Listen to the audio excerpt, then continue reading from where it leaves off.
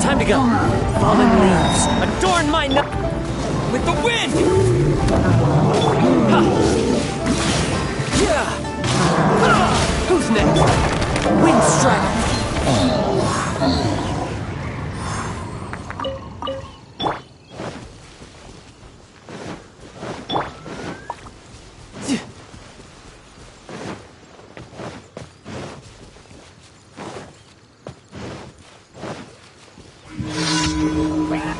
You can run! The wind knows me.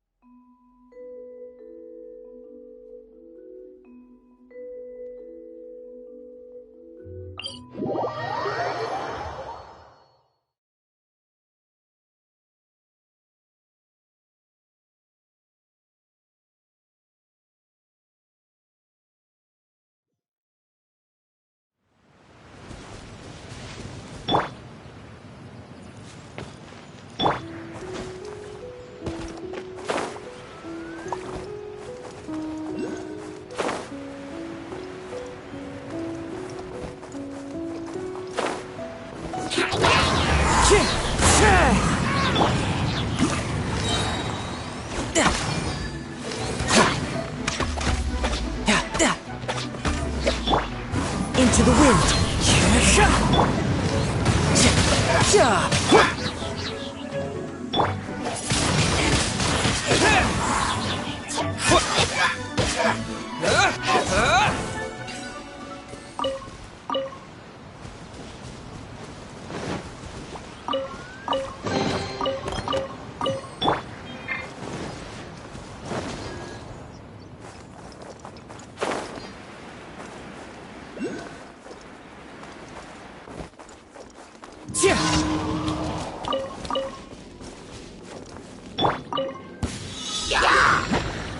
Riptide!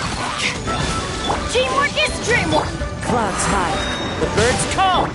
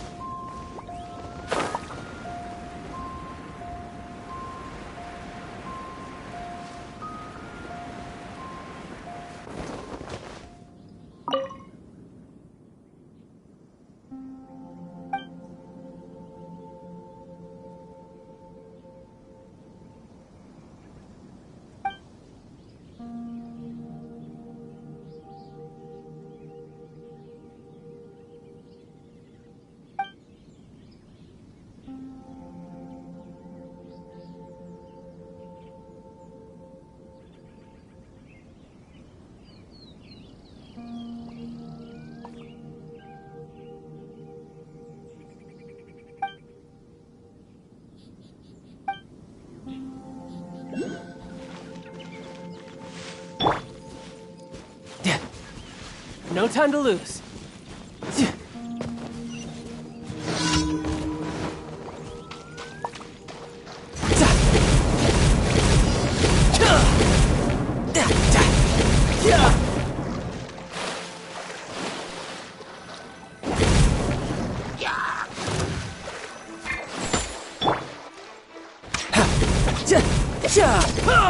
Tidal wave.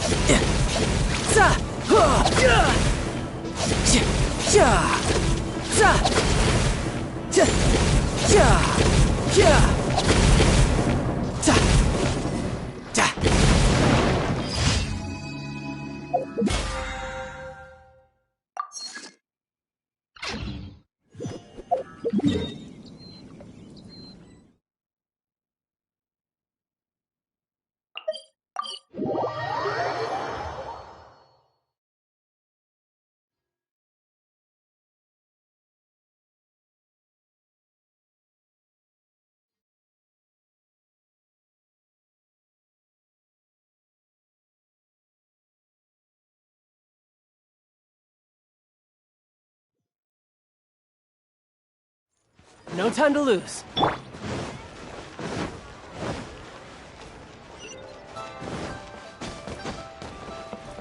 Ad Astra Abyssosk.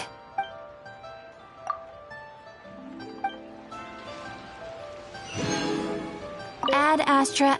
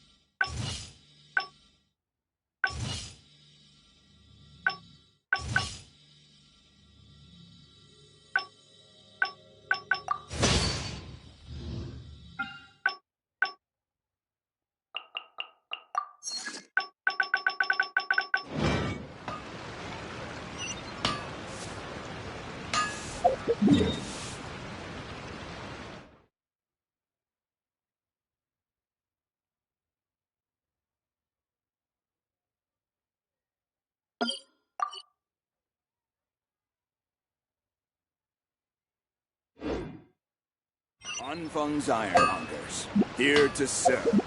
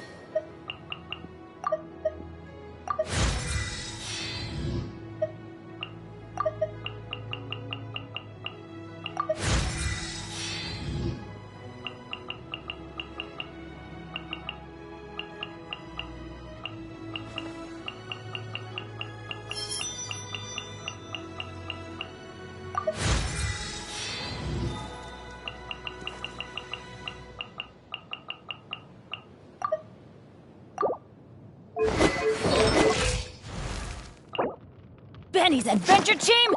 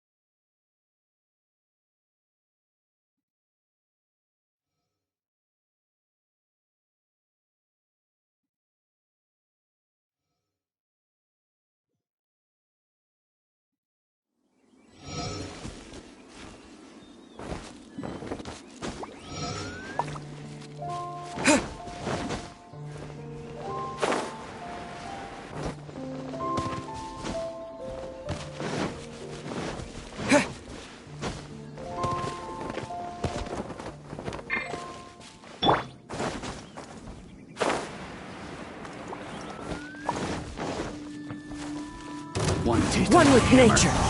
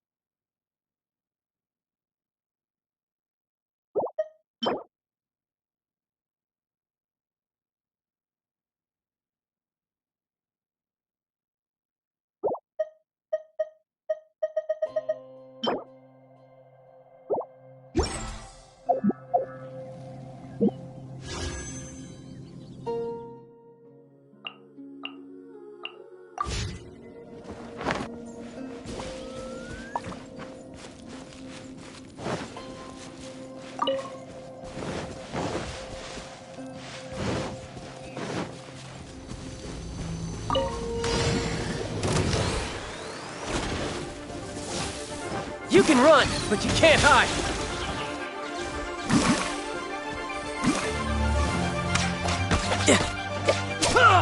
Are you here to play with me? Let me amuse you. Into the wind. As one with wind and cloud. Disappear. The merrier.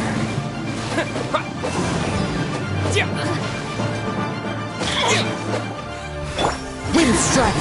Let me amuse myself. Look at me. Just once.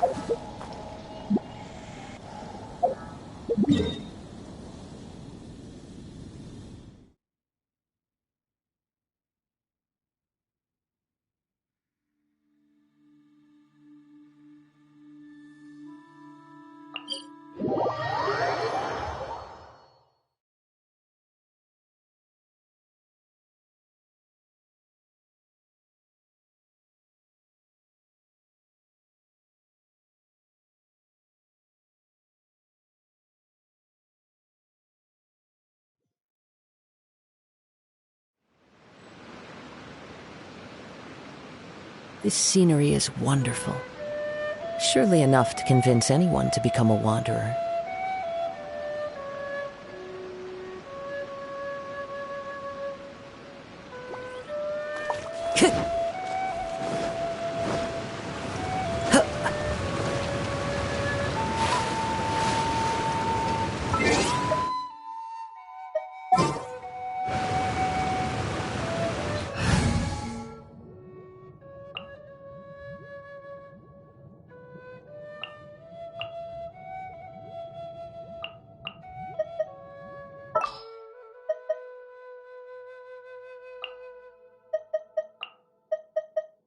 All right, let's go.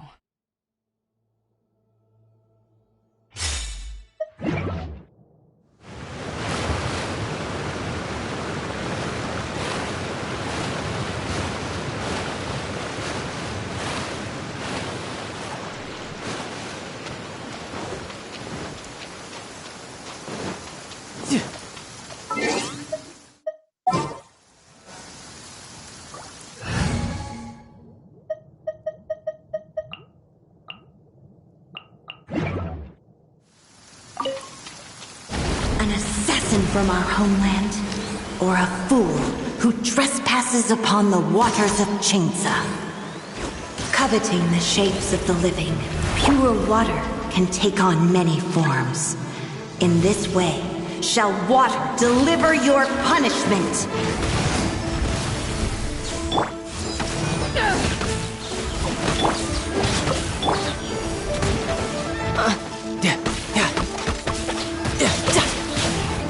Bring it on.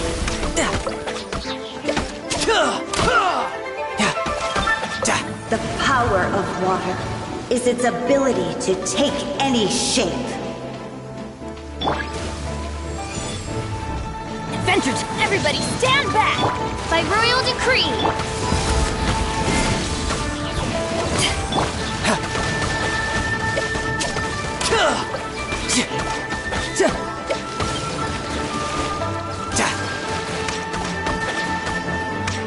Without solid ground, terrestrial creatures become simply helpless.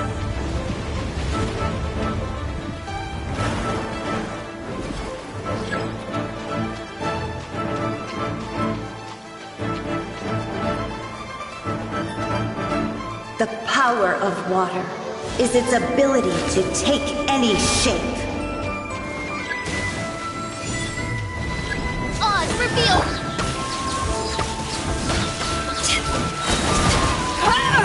Power that ended Hypton! Riptide! Midnight Phantasmagoria.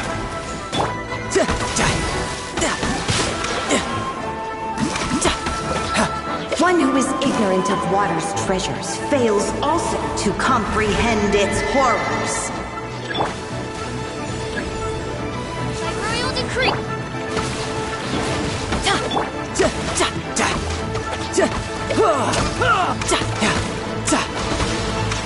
No time to lose. Let's light it up!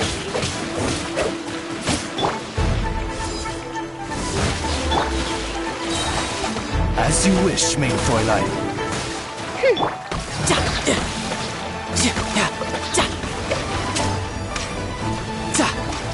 Teamwork is dreamwork!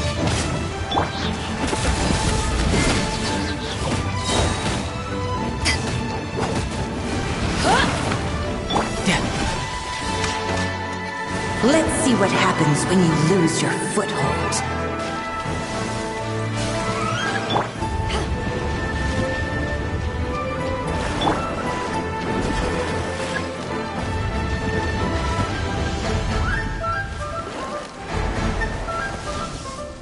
The power of water is its ability to take any shape.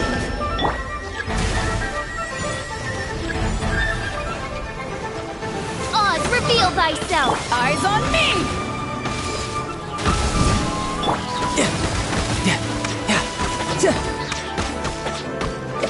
Wings of darkness! Come, sever night from day!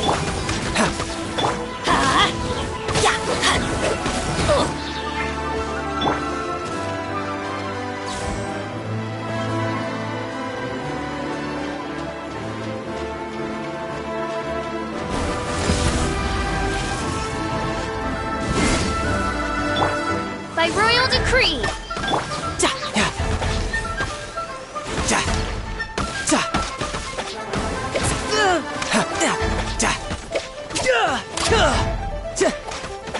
As long as rain falls and rivers flow, water will exist forever.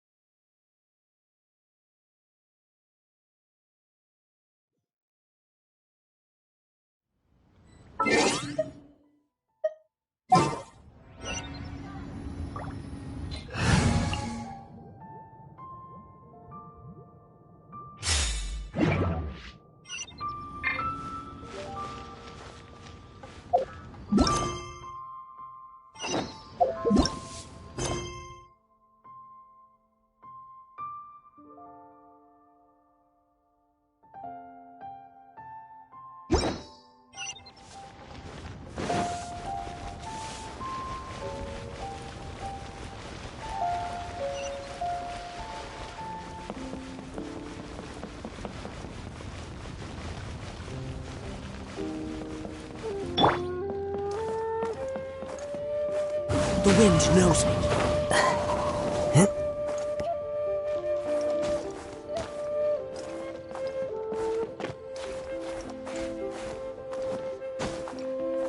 Bang!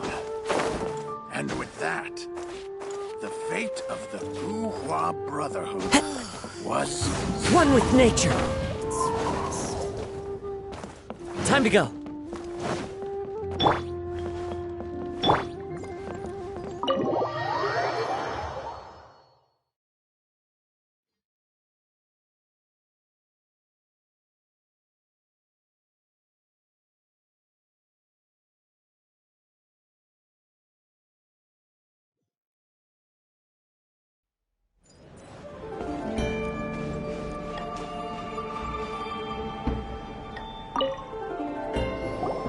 Welcome, friend of child, and congratulations on the first day of your illustrious career with the Fatui.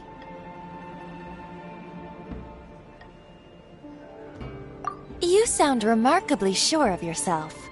Remember, we are mere mortals. Our ideas are fluid like water. Only the Tsaritsa truly has a will as solid as the permafrost. But back to the matter at hand. Child tells me that he has upheld his end of your agreement. What agreement? Oh, the thing about him helping us find a guy? Correct. Child promised he would find someone to break the stalemate, and the Harbingers do not break their promises lightly. Ah, where is that guy anyway? Child is currently at Liyue Pavilion. Oh, Paimon knows this one! Ahem. There are two styles of cooking in Liyue, known as Li style and Yue style. They have been competing for centuries, but neither has emerged as the clear winner. The flagship restaurant of the Li style is the Liyue Pavilion. The owner especially chose to open the restaurant at Feiyuan Slope so they could compete face-to-face with the Xinyue Kiosk, which is the flagship restaurant of the Yue style. Don't talk to Paimon like that! Anyway, Paimon's hungry. Let's get moving.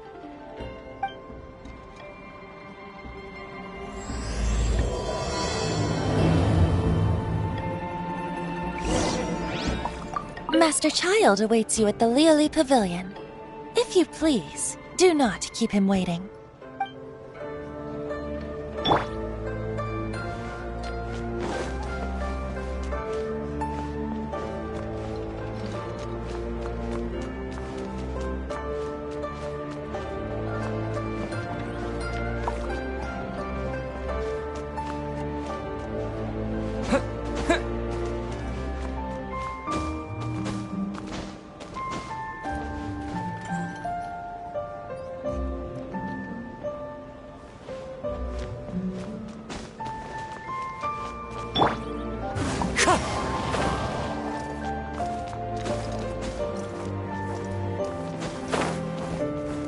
Into the wind!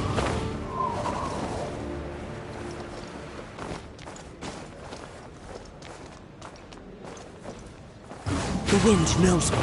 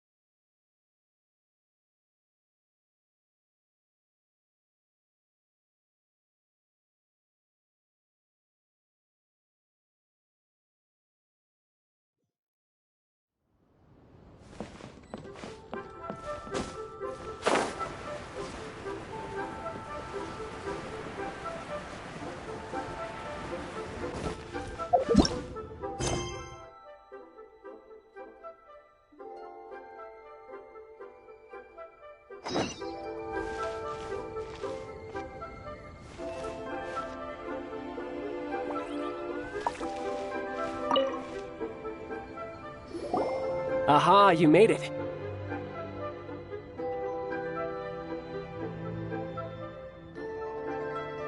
As promised, I found someone who can help you. Someone who can solve the mystery of why the Liyue Qixing would hide the Geo-Archon's vessel. So, where is he? In Liyue Pavilion? He certainly is. Come, I'll introduce you. I took the liberty of setting up a business dinner, as per the Liyue custom.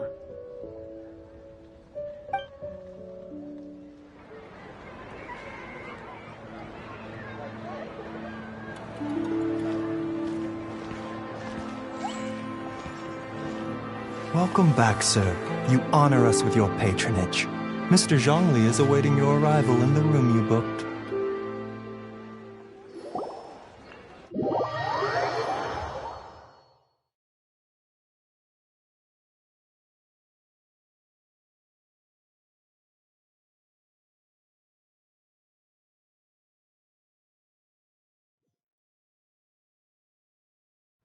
Hi.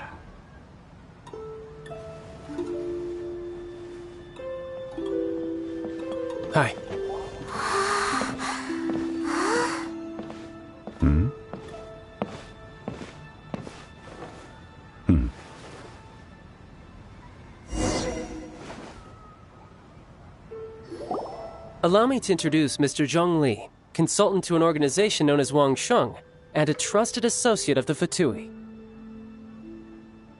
Indeed, Wang Sheng's line of work can be sensitive at times. Let's just say they understand when discretion is needed.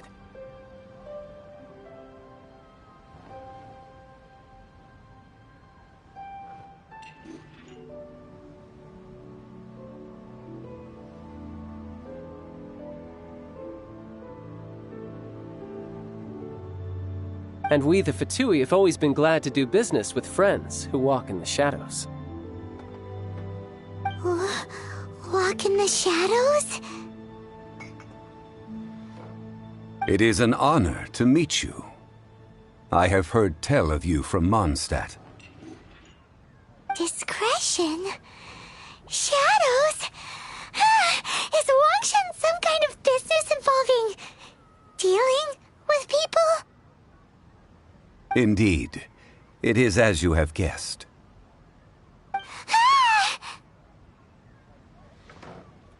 The Wangsheng Funeral Parlor organizes burials.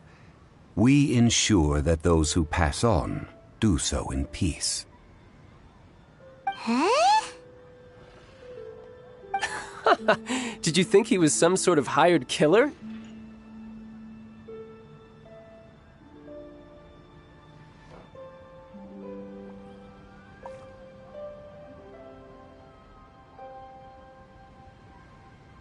The Fatui calls many such people friends, but the Wangsheng Funeral Parlor does not dabble in such business. Well, ostensibly. Well, they are still... I shouldn't say too much. In any case, I brought you to meet Mr. Zhongli because...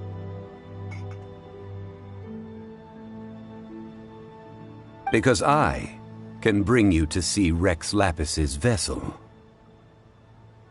What?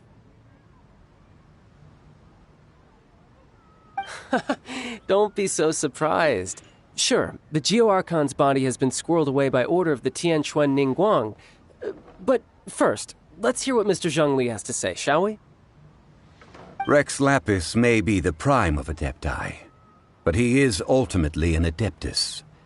Many Adepti have left us over the millennia. This is the inexorable trend. The times have changed. You must have felt it too when you were at Jueyun Karst. As you have seen, the time of the Adepti is ending, and the time of mankind is slowly dawning. In years past, Liyue's tradition was that a huge memorial service be held to mark the passing of every Adeptus. But this time, the Qixing have made no attempt whatsoever to respect this tradition. It is sacrilege.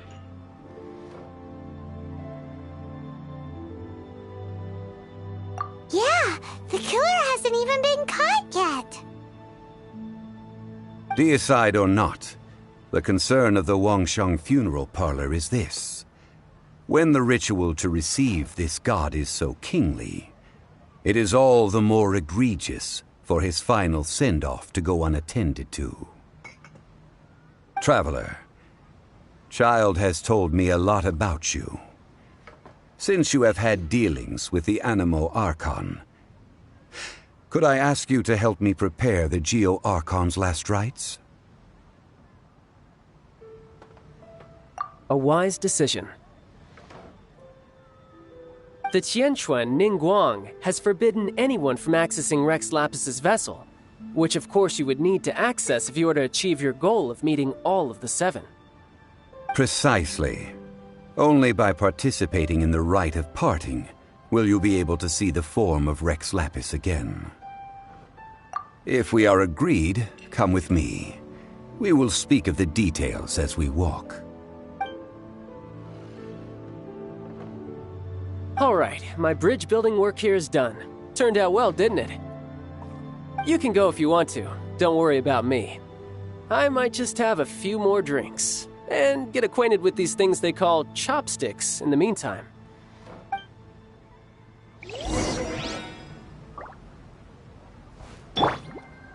My, chopsticks truly are difficult to use. My.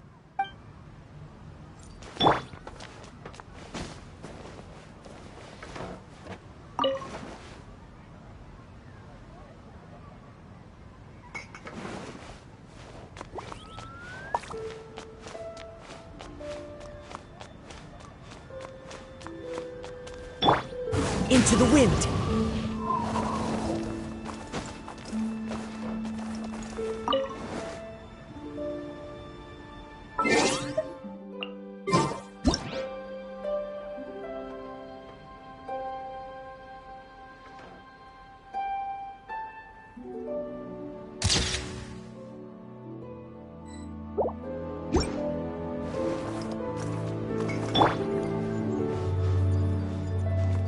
My.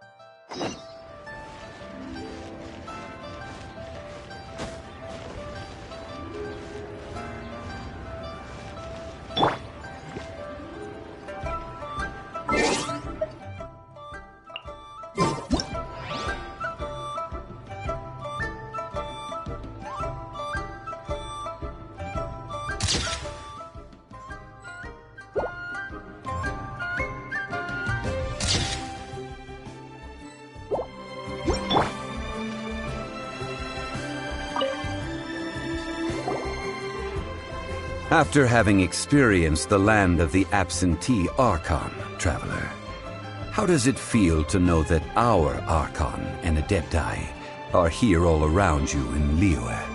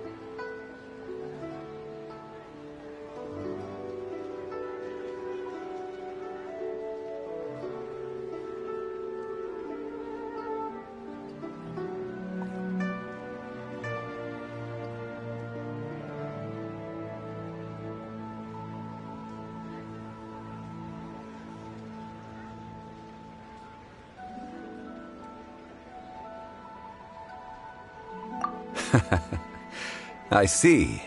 So you're that sort of person. It's not a bad thing. But I suppose you have yet to experience the substance of Liyue's 3,700 years of divinity. Organizing the rite of parting should prove to be an enlightening part of your travels. Liyue is the most prosperous of the 7 nations, defended by deities and ruled by the Qixing. As such, the diplomatic maneuverings of the Fatui have gained no purchase here. Ningguang of the Qixing has always been on her guard against the Fatui. That is in all likelihood why Child wants to make use of the Wangsheng funeral parlor's connections. Huh. What would Child get out of us doing the rite of parting anyway? I neither know nor do I wish to know. As far as I am concerned, the Fatui are merely financial sponsors. I only wish for Liyue's traditions to endure.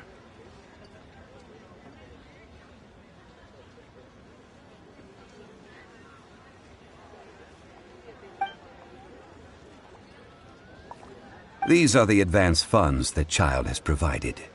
If you use them up, you can go to him to apply for any subsequent funding. Wow! Well then, let us be off. The first step in our preparations shall be to obtain some prize Noctilucous jade worthy of a deity.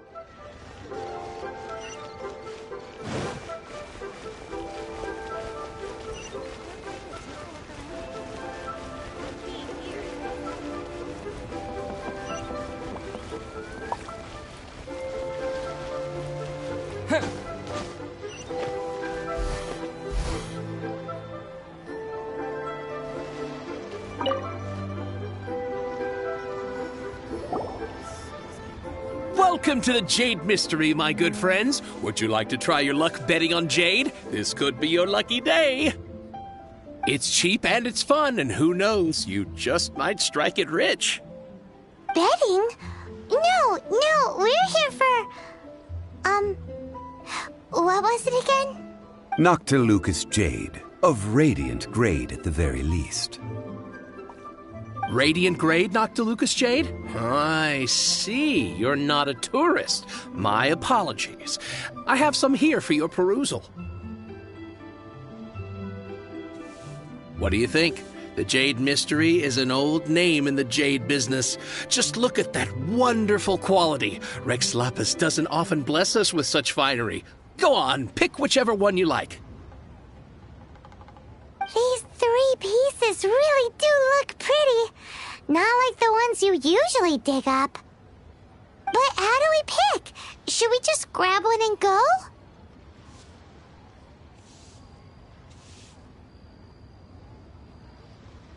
Oh? You want me to decide? That is fine as well. If it were me, the answer would be simple. Oh? And that would be... I'll take them all, boss. Oh, you act with such panache, good sir. I always knew you were not a man of ordinary caliber.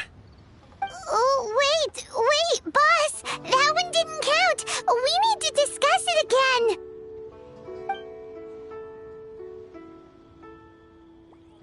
Hey! If we only need one for the ritual, aren't we wasting 3 times the Mora if we buy them all?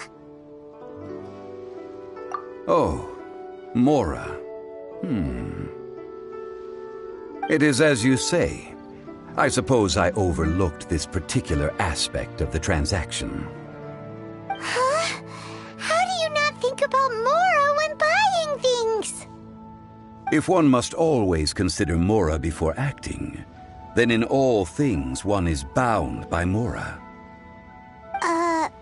What? All Mora is currency, but not all currency is Mora. What?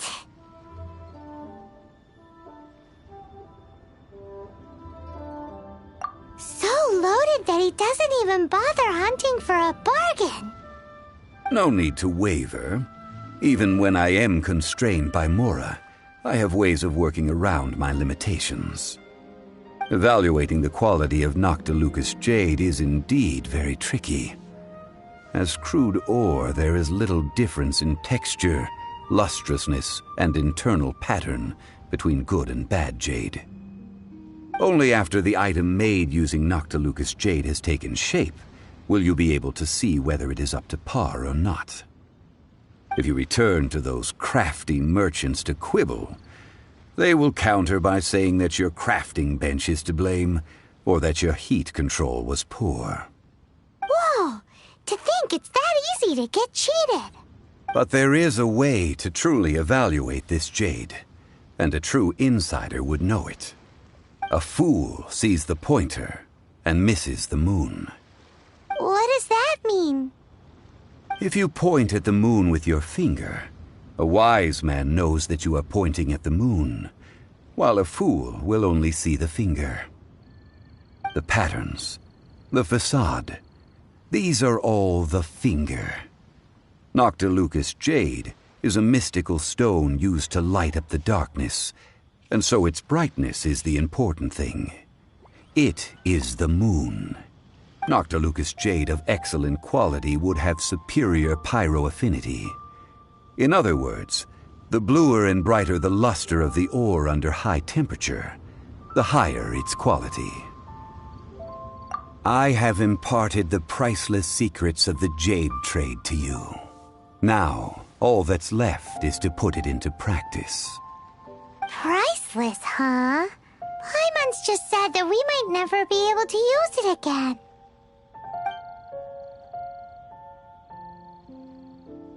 We're back to buy some rocks, boss. But can you let us burn them first? Burn them? You can't do that, my friends. If you were to do so, what would I have to sell? That would... well... fine. As you wish, then. How about this? I can take a small sample of all 3. I'll take a bit of a loss. We'll count it as a friendly gesture. Don't worry. I know the rules. As long as we can prove that it is good jade, you will not take a loss. All right, take these as samples. I've carved them off with a knife and tagged them to boot. Aren't these too thin? Even paper's thicker. No, even a bug's wings are thicker. These are almost see-through. Oh, you flatter me, but I have to be gentle with these rocks. They are my pride and joy. If I'd taken off even a bit more, it would have killed me. But wouldn't something this thin go poof if we held it to the fire? It can't be helped. Trying to deprive a merchant of his profits would be like forcing a ravenous wolf to vomit up the food in its stomach. Nonetheless, under the right conditions, these thin slices will serve. What sort of conditions? While we add the high temperatures using pyro, we can use hydro to reinforce it from within. This way, the samples will not disintegrate immediately. Oh! Oh, sir, to think you were this learned. Thank you for your understanding. Strictly speaking, asking for samples when we have not yet agreed to purchase the goods is unfair. Trade in Liyue must be based upon fairness. Well, guess we just need to find a place to try this out.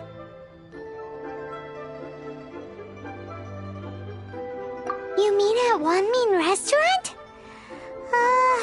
As long as we do it when she's not in. That would not do. It is a place where people come and go.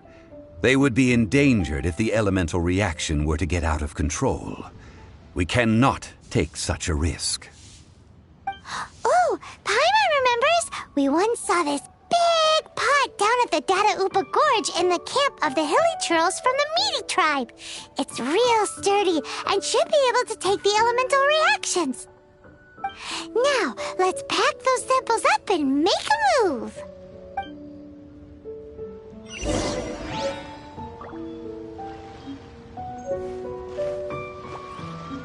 How is it?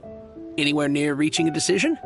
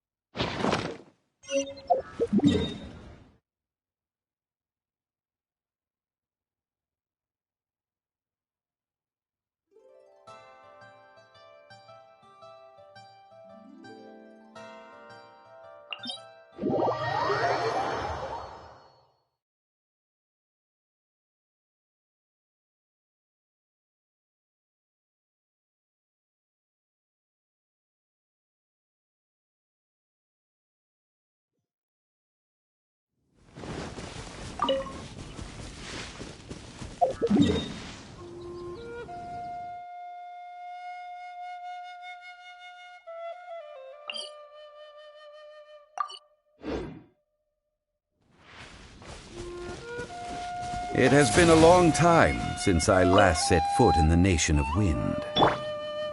A friend of mine from Mondstadt would always bring a few bottles of locally brewed dandelion wine whenever he came to visit me in Liyue.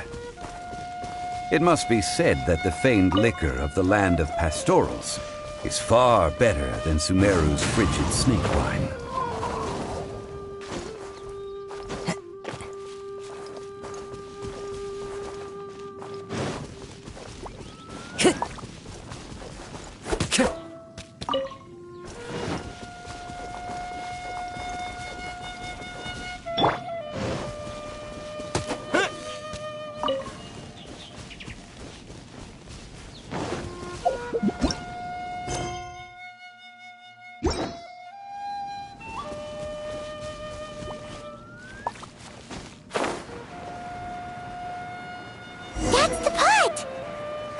Looks like the hilly trolls are still using it.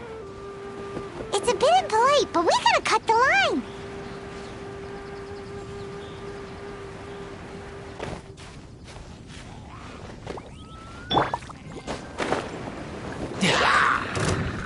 You can run, but you can't hide! Into the wind!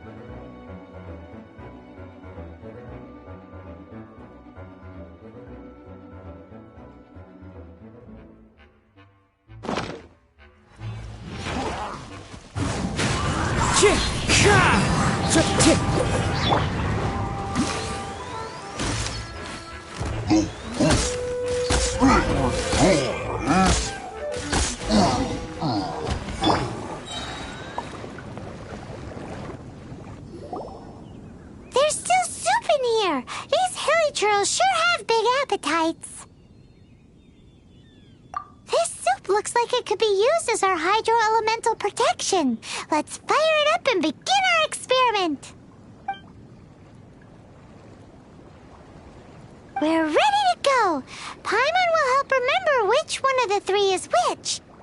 Use Pyro to keep making the pot hotter until we get the results we need. Mr. Zhongli said that the shinier and bluer the ore gets, the better it is, so pay close attention.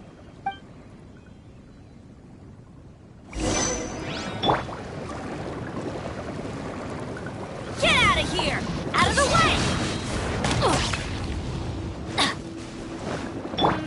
The wind knows me. I'm going in! Whoa! That light came from the first Noctilucous Jade! Hilly trolls are surrounding us again! Were they attracted by the light? Such nosy neighbors! Let's take care of them and continue again after.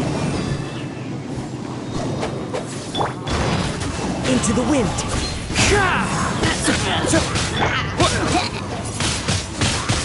Windblade!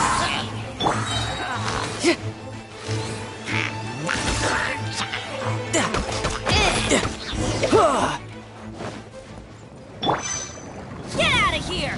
Out of the way! That's gonna hurt in the morning.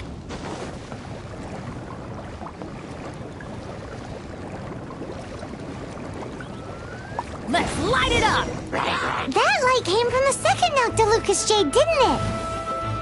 More hilly trolls! They don't give up, do they? Looks like they're mad that we ruined their food!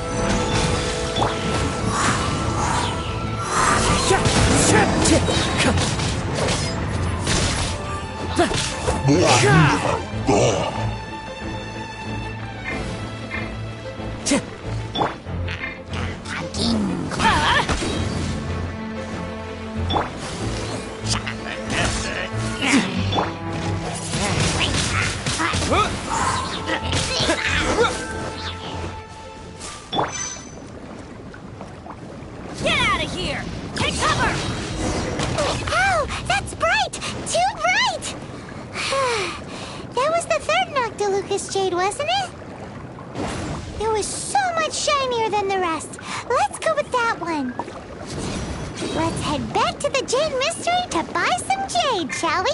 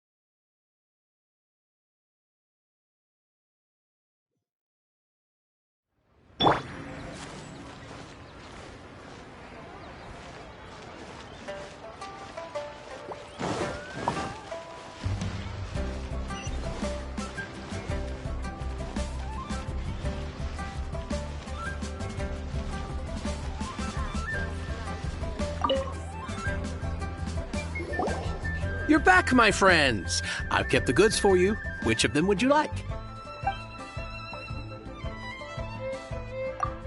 Exactly! That's the one Paimon remembers too!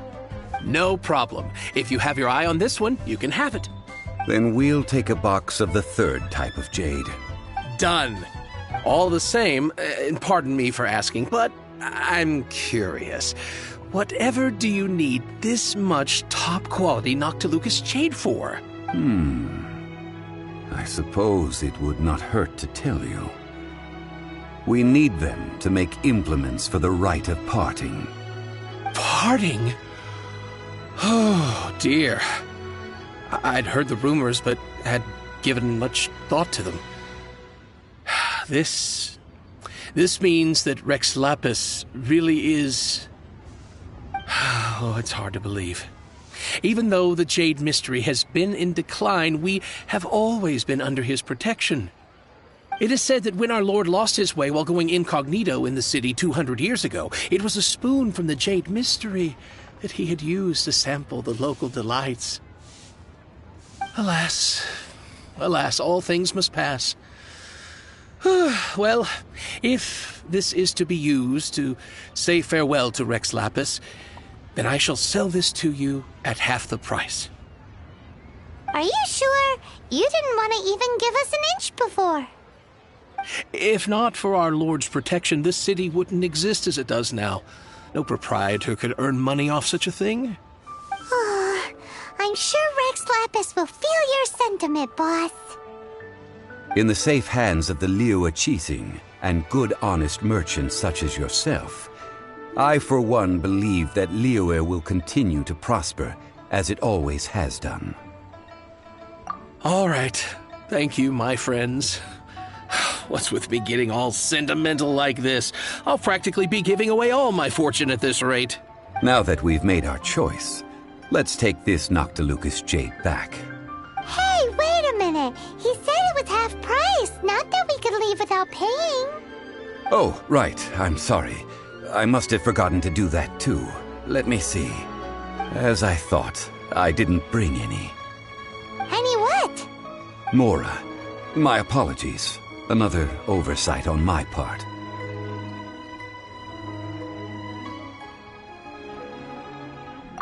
Oh, that won't do. This isn't some small sum. Oh, wait! Didn't Child give us some advanced funds earlier? That's a relief. Have a look. It's fine. Just enough for half price. Though, to be honest, it'd be all right even if the sum wasn't quite enough. Well, it's settled then. Let's take this jade to Yujing Terrace. That's where we plan to hold the rite. Look at you bossing everyone around. You didn't cough up a single Mora. It seems that we must. I will keep that in mind. Thanks, both of you.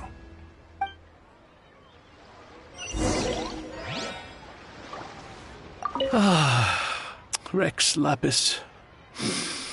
Rex Lapis.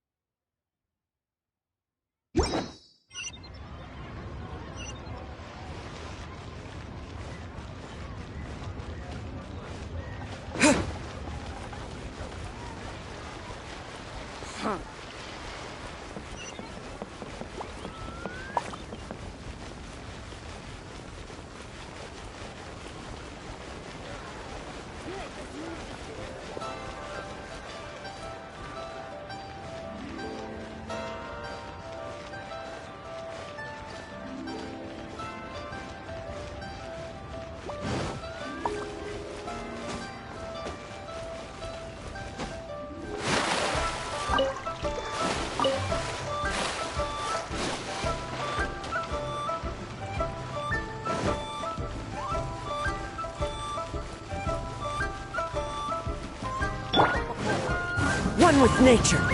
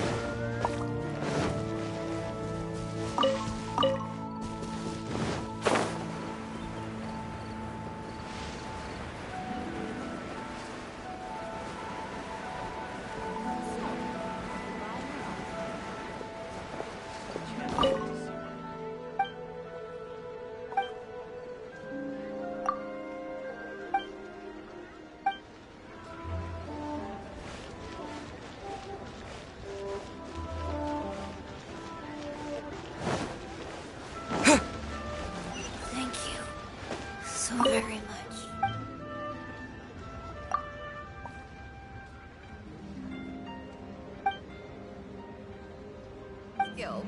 You'll have a blast.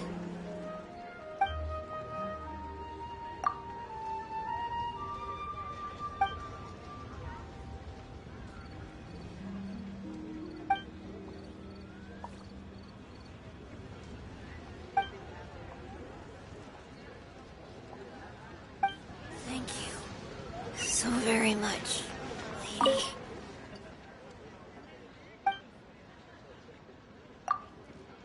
Consumer psychology.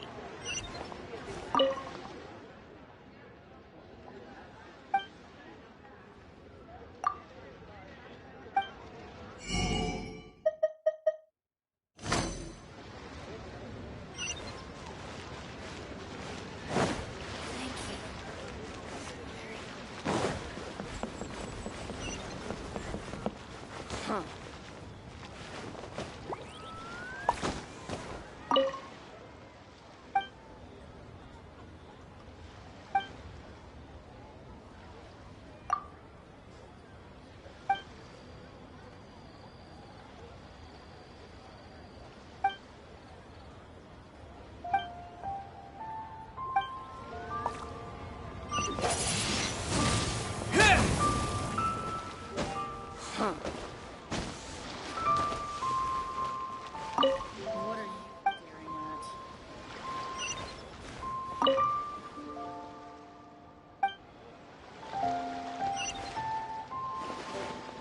The nightlife here is so vibrant.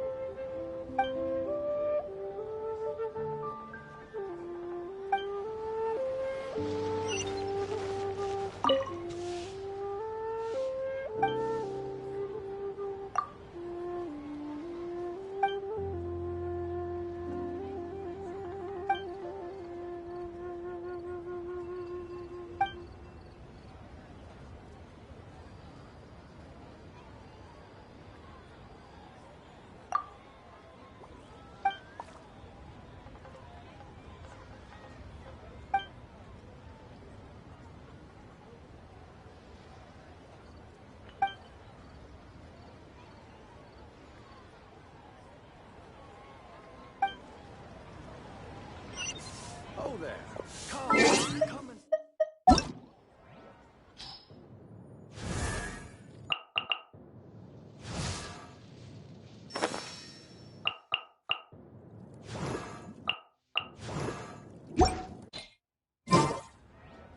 I can't believe the well got polluted.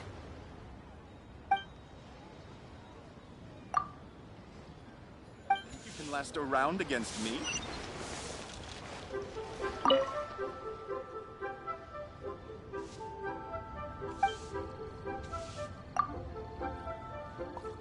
Precious curios. Blue. Hey there.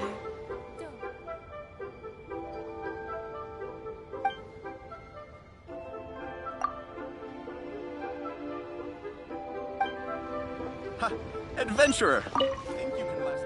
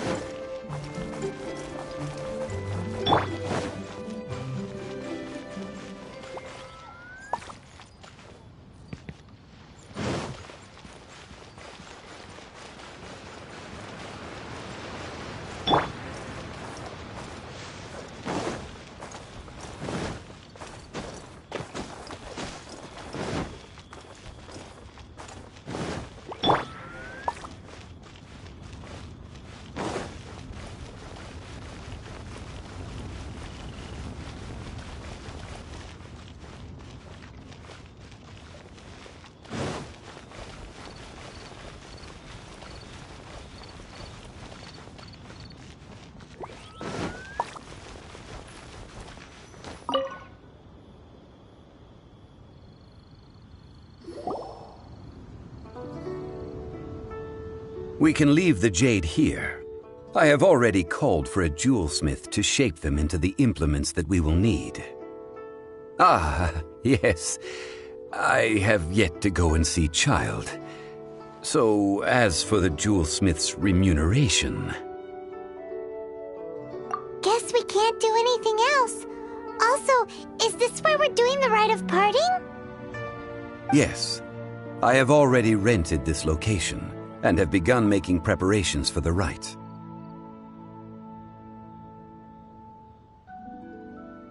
That's right. The Liyue Qixing have acquiesced to using the same location. But when something this big happened here, should suspects like us really be at the crime scene? We might get caught by the Millilith. Although with that said, since we got back from Dwayne Karst, none of those pesky Millilith soldiers have come chasing after us. Wonder what that's about. Also, the, Rex Lapis vessel... Traditionally, we call it the Exuvia. Ah, right! That's what it was called. You seem to know everything, Mr. Zhongli. So, was this Exuvia hidden away by the Qixing? I mean, we haven't even figured out who the murderer is. One must think that they already have someone in mind. Or perhaps they already know. Surely they must have found all the evidence that there is to find here. These things are for the authorities in Yujing Terrace to consider. Trying to help would probably only add to their troubles. Before the rite is conducted, the Exuvia will be kept temporarily in the Golden House. Golden House? The only mint in Liyue, which is to say the only mint in Tevat. All the mora that flows throughout the world is minted there. Wow! Oh, no! Paimon wasn't thinking about anything bad. Paimon thinks it suits Morax. But why do you know this, Mr. Zhongli? Since the rite of parting has the approval of the Qixing, it is a semi-official event. As such, there is already some limited information available. Perhaps each has their motives. But this is the capital of commerce. A little exploitation once in a while is not unacceptable. In Liyue, where the god of contracts reigns, only contracts may not be betrayed. I, for one, have no issue with little maneuvers outside their remit. Well then, we should go and prepare the perfumes used in the rite. Perfumes? Where'll we get those? Do we buy them?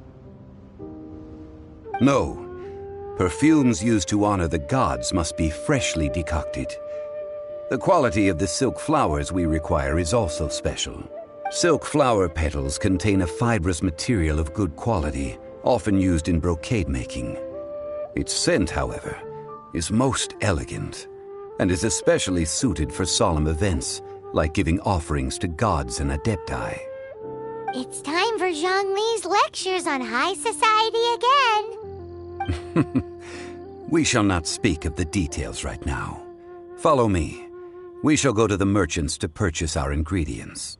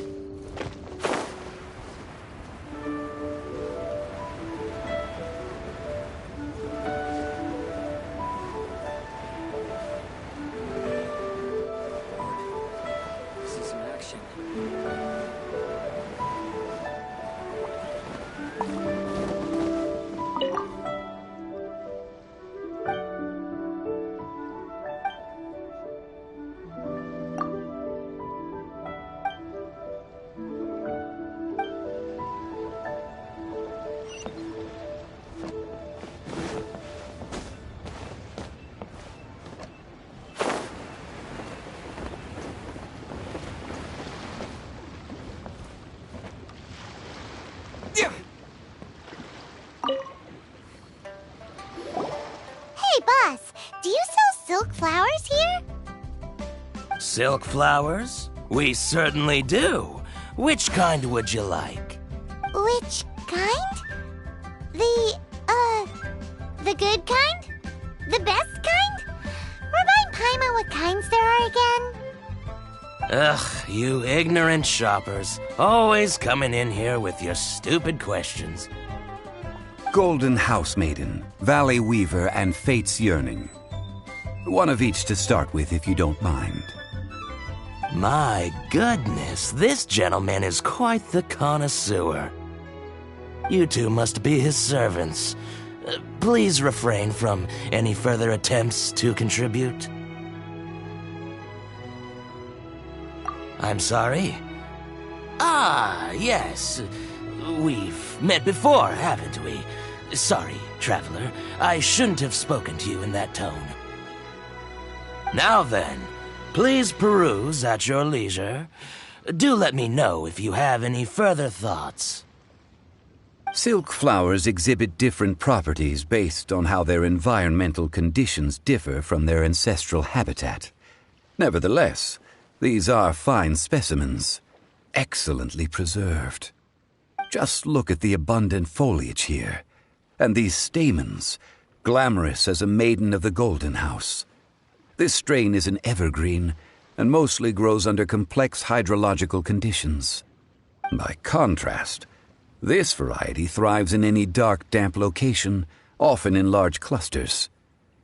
Morphologically, it is distinguished by the profusion of petals and densely packed stamens, though its powerful scent gives it away just as easily.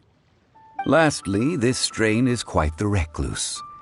Unlike its exuberant cousins, flowers and foliage are minimal, and when in season, it has a subtle yet enduring scent. It was first discovered by the ancients when they scaled the mountains in search of the Adepti. Silk flowers have all but disappeared from the wonderful changes over Liyue's history. Most are not grown by horticulturalists. Wow! A true connoisseur! Most of that was news even to me. I possess but a smattering of trivial knowledge. My traveler friend is the one to watch. They are on track to set foot in every corner of the world. Oh, Mr. Zhongli, you're way too humble. So, which silk flower did you want anyway? I'll take them all, boss. Again? How can I put this? When purchasing opera tickets, it is natural to decide based on which singer has the most melodious voice. The same logic applies when purchasing a pet bird. But this silk flower purchase is not an analogous case. The same logic does not apply. Perhaps you don't know.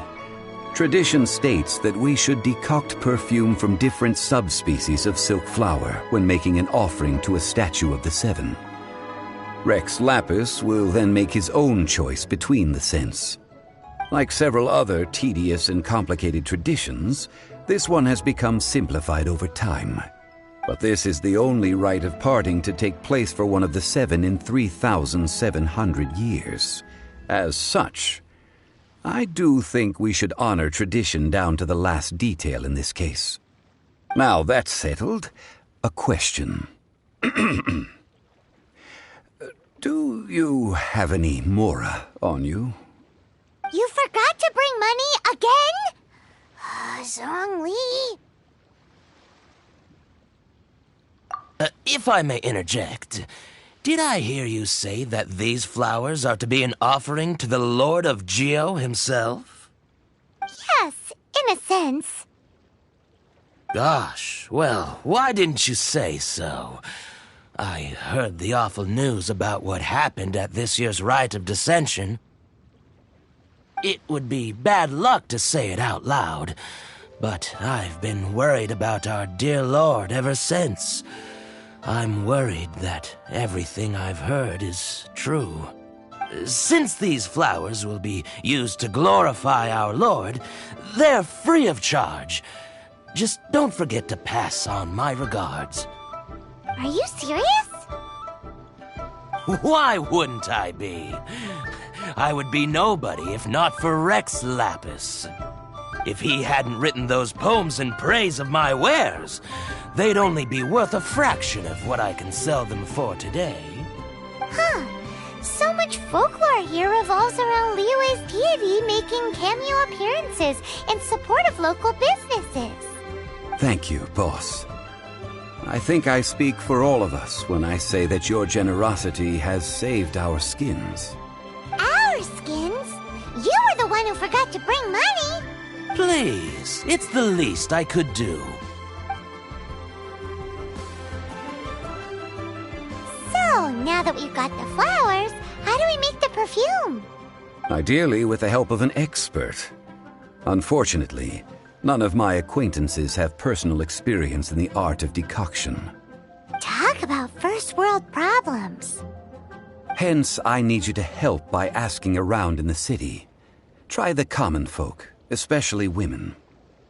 So this time we get to go around town looking for nice-smelling ladies to talk to? Paimon likes this job. I will wait for you near the Statue of the Seven. Meet me there when the perfume is ready. Maybe we can find some good candidates at the Adventurers Guild. Let's ask Lan. She's master of the Liyue branch, right?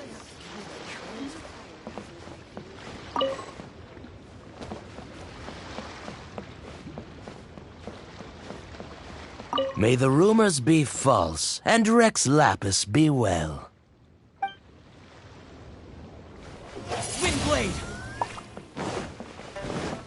The boat can't be long now.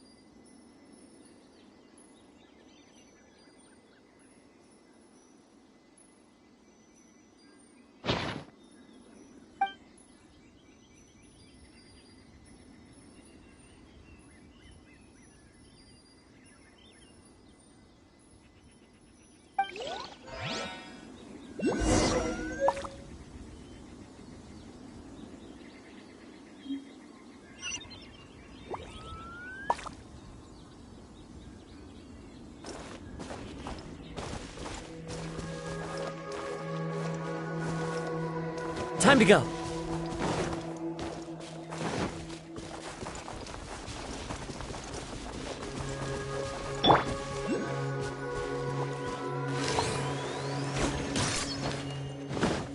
Frozen. The wind knows it. Fallen leaves, adorn my night!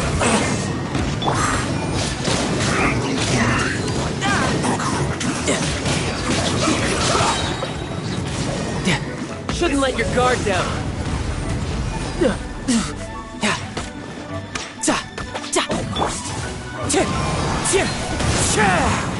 This isn't good.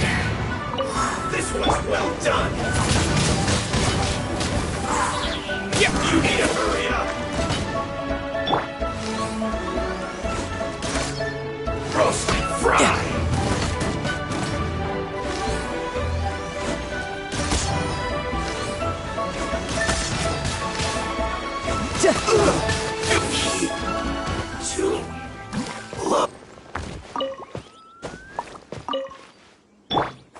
One with nature.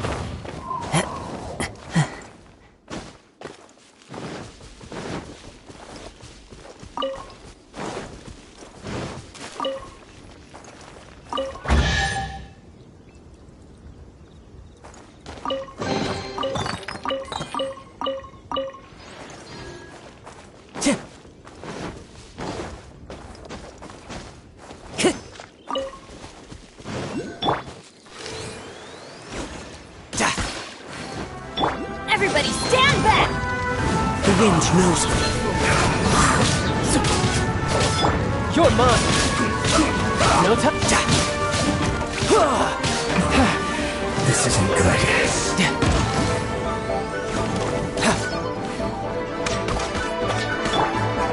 With the wind! Detoxifying heat.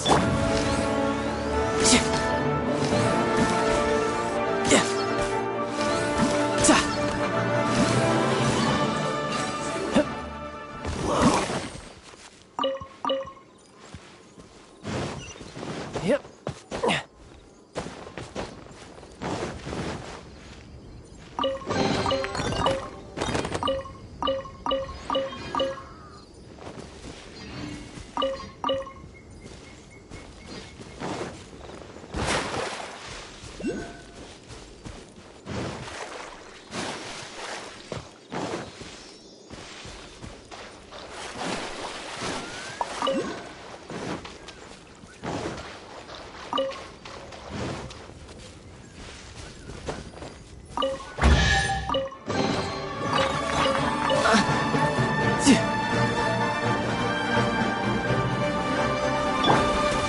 Into the wind.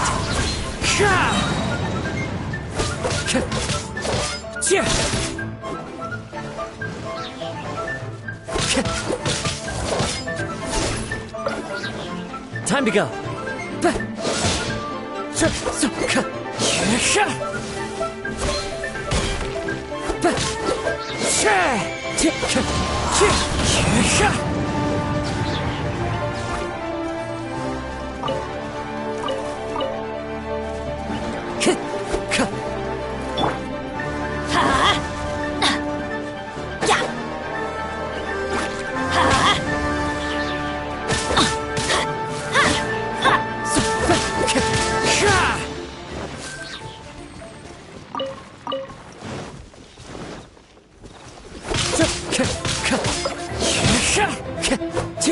Wind Strider.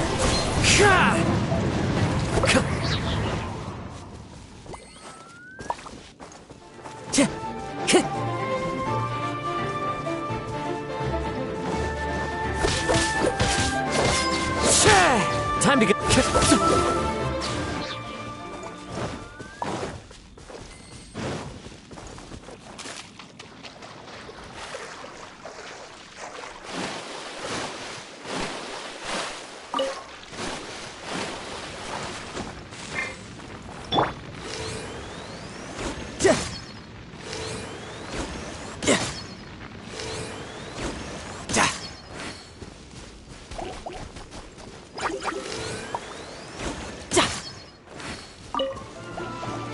You can run, but you can't hide.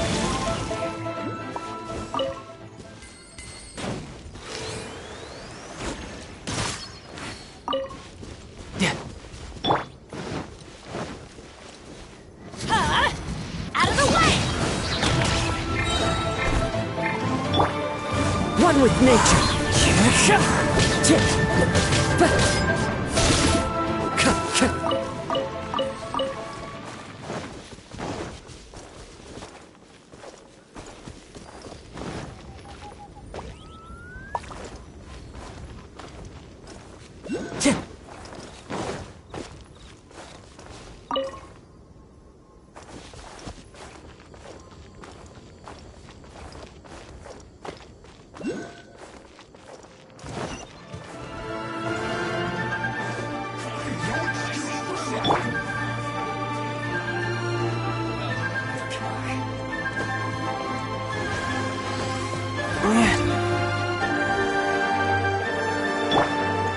The wind knows me.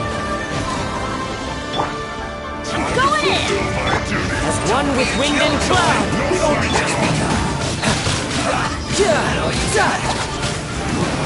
You can't run! This is getting interesting. One with nature.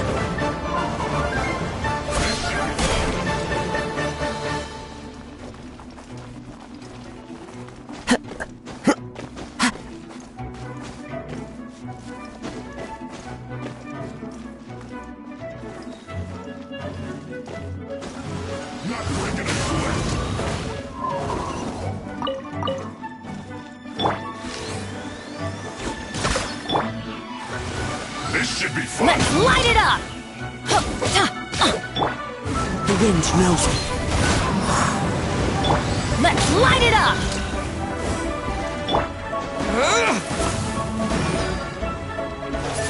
Not breaking a sweat!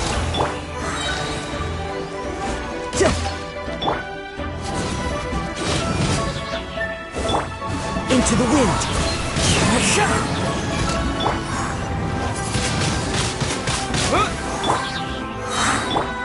Get out of here! Teamwork is dreamwork! Clouds high. The birds call. Wind blade. Let's light it up! Riptide. My duty at an end.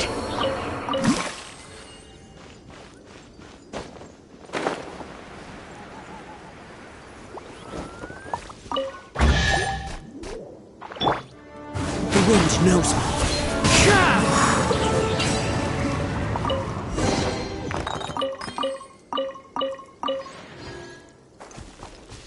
Time to go.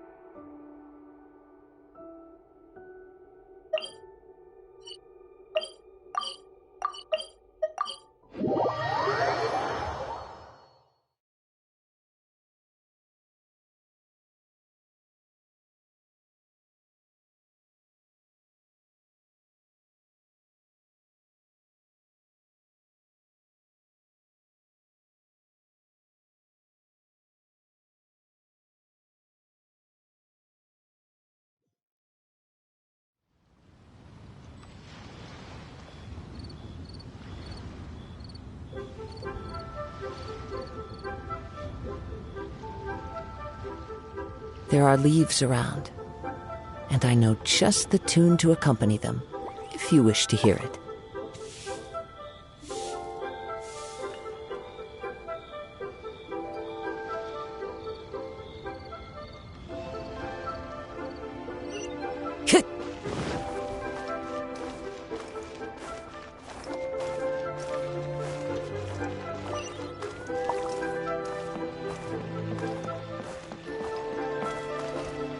Ad Astra Abyssal.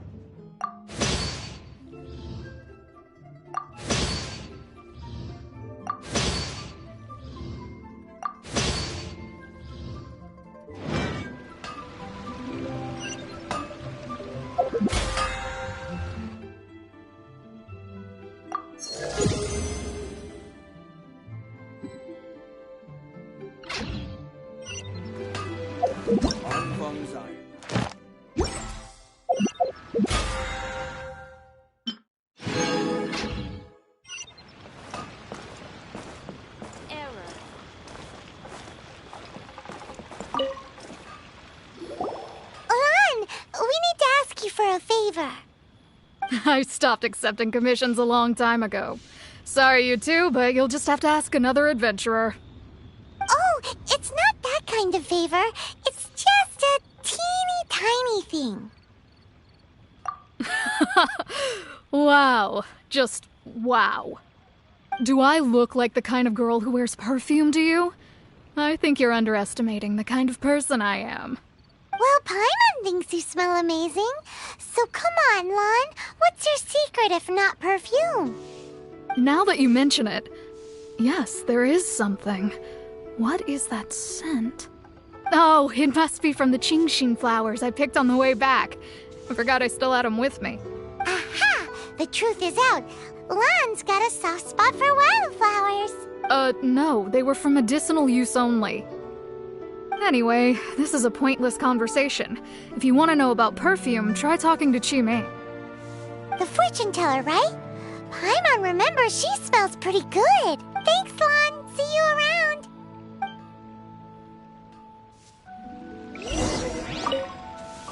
Oh, not going to look for Chi-Mei yet?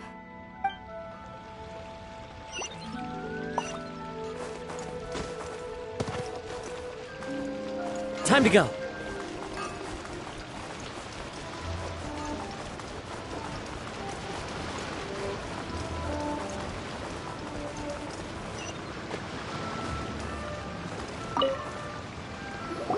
Hello. How may I help? We've come to ask you a question. Perfume? I rarely think to use it, let alone about how to make it myself. That said, some of the cosmetics I use are scented. Perhaps that's the cause of this confusion. Since I usually set up my stall by the docks, I avoid perfume like the plague, because Celestia forbid those lusty sailors catch a whiff and come hunting for the source. That's the worst thing Paimon's heard all day. While we're on the subject, have you never heard anyone mention Ying-Ar's homemade perfume? Ying-Er? Oh, as in scent of spring, Ying-Er? Yes, that's her. Many a rich family's daughter has gotten her to make perfume for them.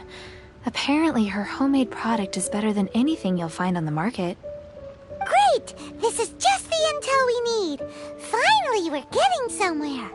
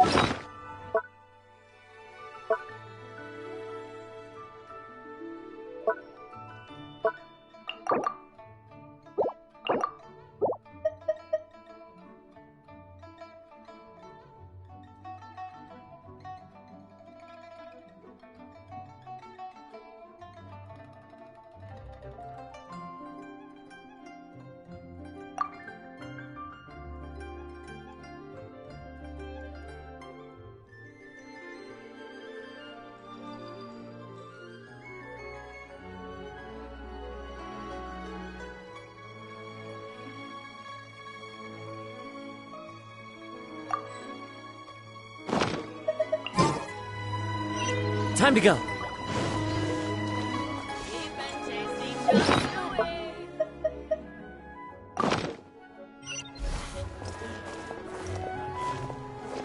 Should I?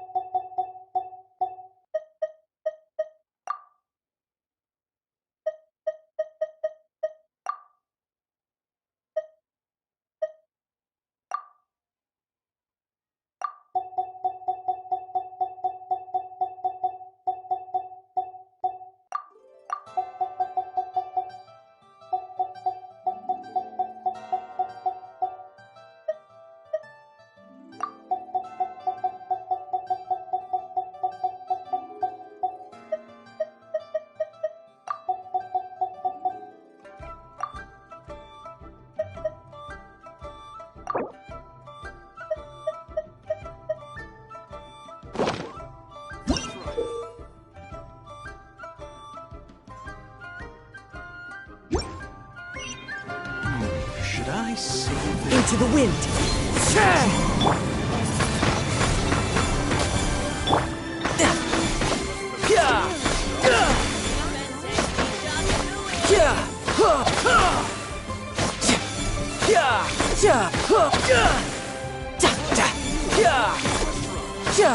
Who's next?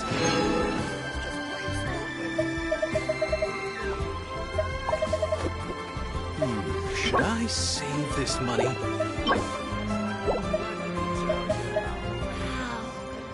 Liyue's really got a lot going for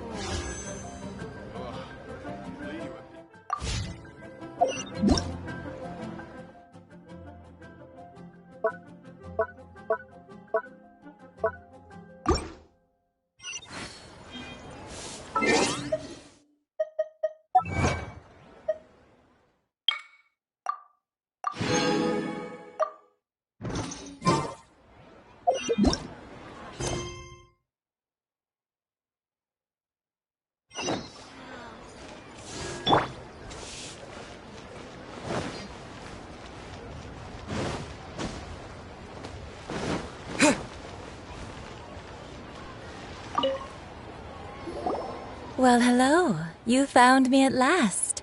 I've been waiting for you. What? How did you know we were coming? Oh, I heard a rumor about a couple who were snooping around town looking for a sweet-smelling lady.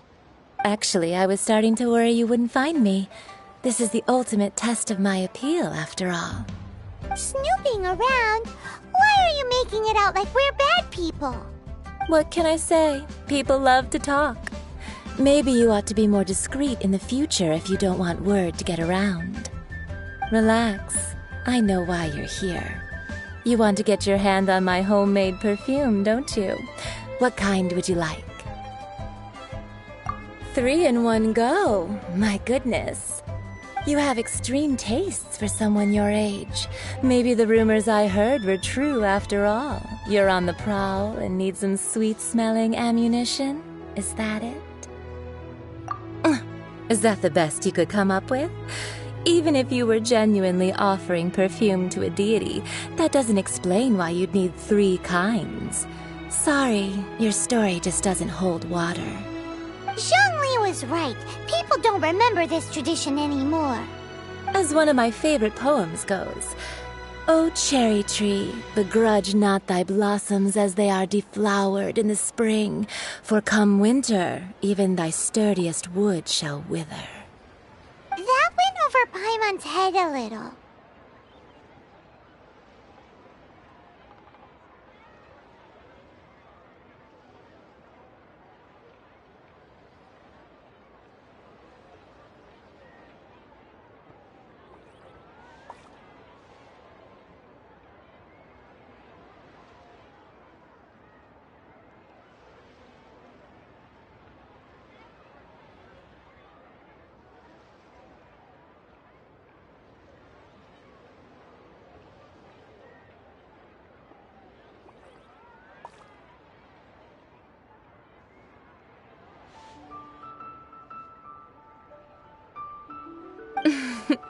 In short, I'm happy to help. Traveler, you can be my assistant, but you'd better make sure I'm the only person on your mind while you're hanging around with me. So, where is a good place for making sweet, sweet perfume? Where's that? Mondstadt? We're only making some perfume. There's no need to go to such ridiculous lengths.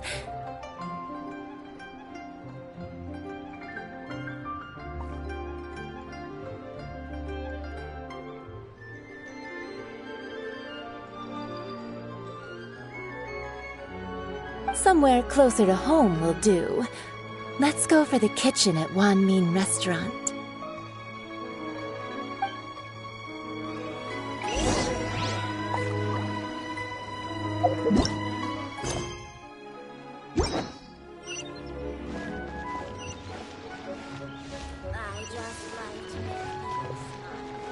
That's not being honest, that's just plain stupid. Try something new at the Wan Min restaurant.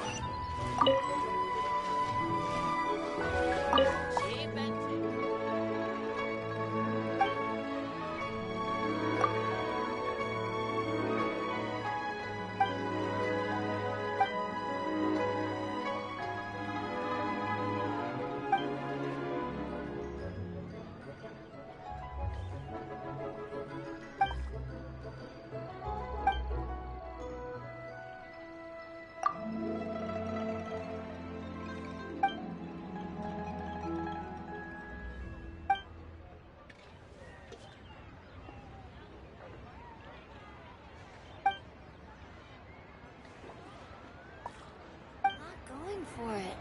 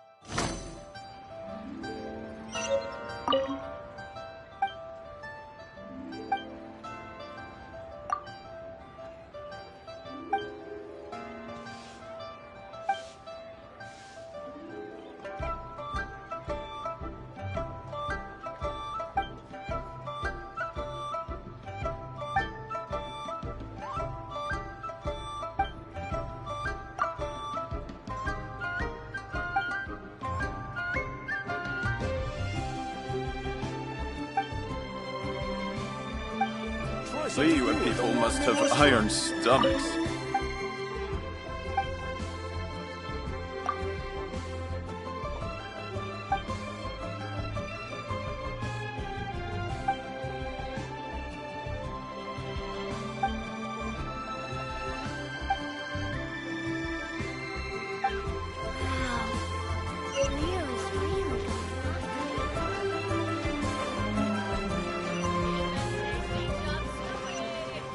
Try something new at the Wanmin restaurant. Must have iron stomachs.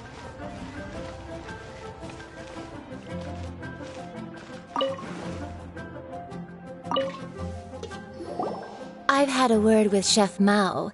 We can start work now. Are you ready to please me? What did you say? I meant make me proud, as my assistant, obviously.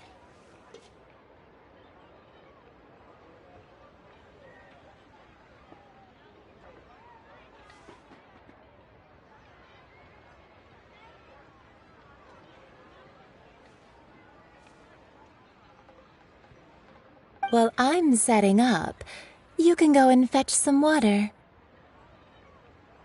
The Wanmin restaurant. Have you fetched the water? No? Have a look behind Wanmin Restaurant. Chef Mao is a professional chef. He must keep a store of pure water. Save this money. Invest it. Yeah, tidal wave. Yeah.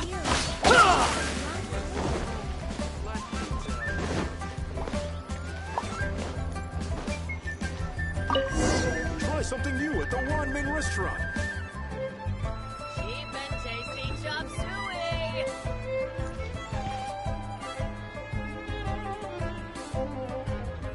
Ugh.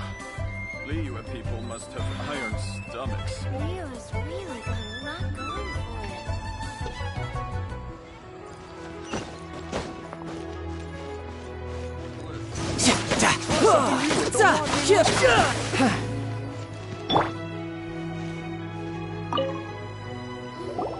This water will do nicely. Now, I need you to extract the silk flower essence using a crafting bench. Perfume making uses an altogether different technique from alchemy. Here, let me teach you. Very carefully take hold of the mortar and pestle. Gently does it. You need to keep your wrist firm so your hand doesn't slip. Now use your strong hand to stir it with a persistent rhythm. Keep going until the juices start to come out. Ooh, you're a natural, like a fish to water. Now take these and try it out on your own using a nearby crafting bench. Don't forget to do all three. They look visually identical during the essence extraction process, but I will put them into separate containers when the perfume is ready. Should I save this money? Invest it.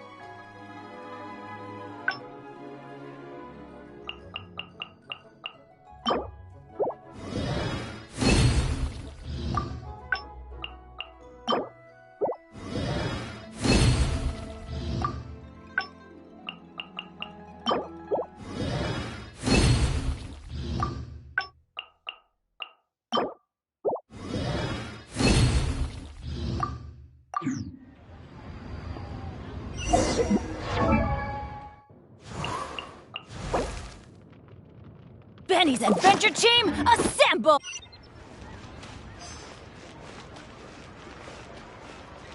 Listen, let me tell you how. Try something new. Wow, this is some exquisite silk flower essence. On to the next stage, the most important one of all.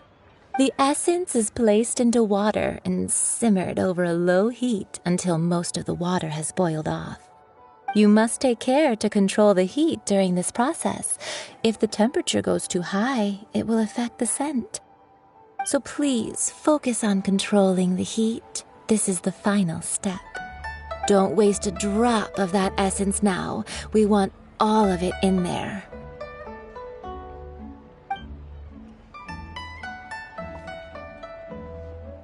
All 3 perfumes are ready, and you, my friend, were a wonderful assistant.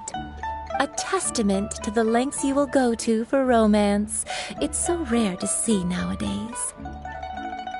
Anyway, shall I give you a brief overview of each scent? It might just help you match the right scent to the right occasion. Paimon wants to hear this.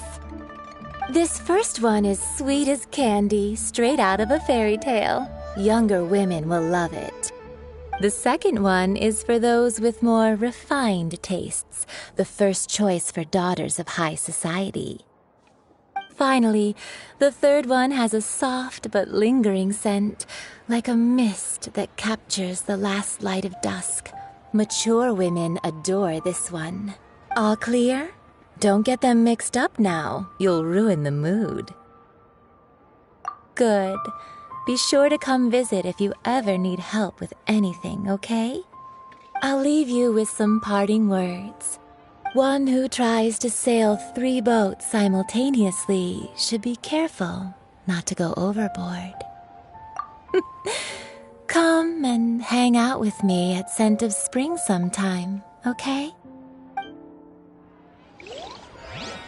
Let's take these 3 perfumes over to the Statue of the Seven. Mr. Zhongli's probably been waiting a while.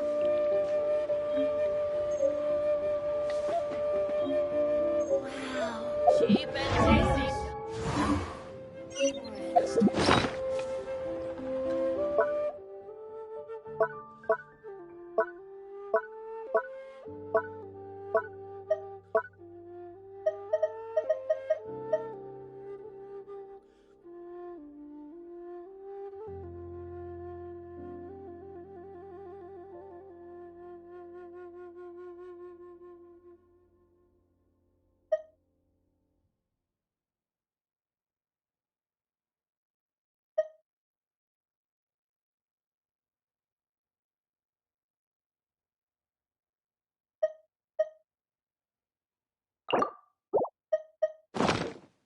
Restaurant.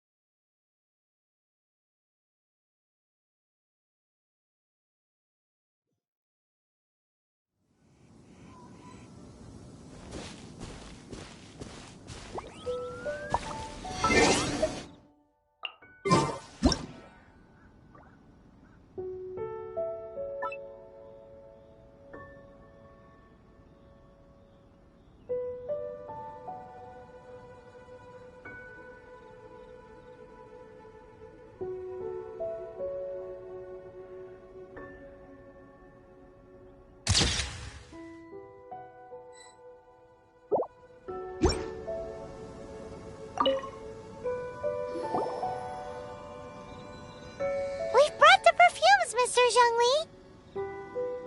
Did we take too long? You were just staring up at the statue. Oh, you're back. Don't worry, I haven't waited long. Compared to the watch that Rex Lapis's statues have kept over Liyue, this was but a brief moment. Well, how can a person compete with a statue? That is true. Well, have you brought the perfumes? 3 sets, and not 1 less. Thank you both. Let us offer them up. This is the first kind of perfume. Miss Yinger said that it's sweet as a dream, and it's liked by younger ladies. This is the second kind. It's got an elegant smell, and the daughters of high society love it. The third kind has a gentle but lingering fragrance. Something like the dusk mist. And it's a favorite of mature ladies. Oh, what was that? That's the one older ladies like, right? Does that mean that Rex Lapis is actually an older lady? Perhaps. Perhaps. Rex Lapis has taken on countless forms. Perhaps that really was one of them. What a shame. We only got to see the giant dragon form, and... Let's hope the Qixing can catch the real killer. We can leave that to the authorities. Let us focus on the fond farewell for Rex Lapis. So, we finished another step in our preparations. What's next? Next, I would like the 2 of you to help me borrow the cleansing bell. Cleansing bell? At present, a friend of mine named Madame Ping is the guardian of the cleansing bell. She lives near Yujing Terrace. If you ask her, she will know what to do. Sure, but aren't you going to come with us? Ah, I have certain reasons why I cannot be there in person. Please, do this for me. Man, why's he gotta be so secretive this time?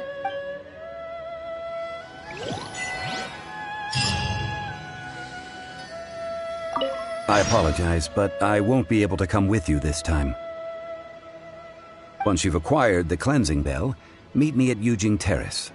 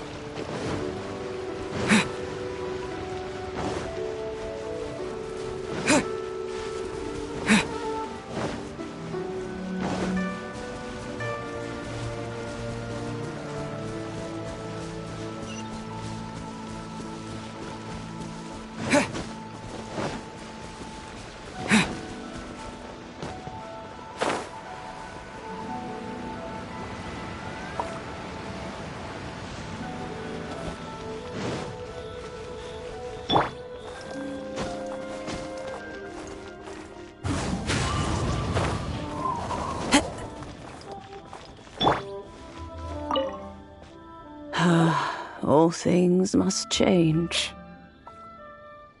It's nothing. I just thought it a great shame that so many of these glazed lilies have wilted.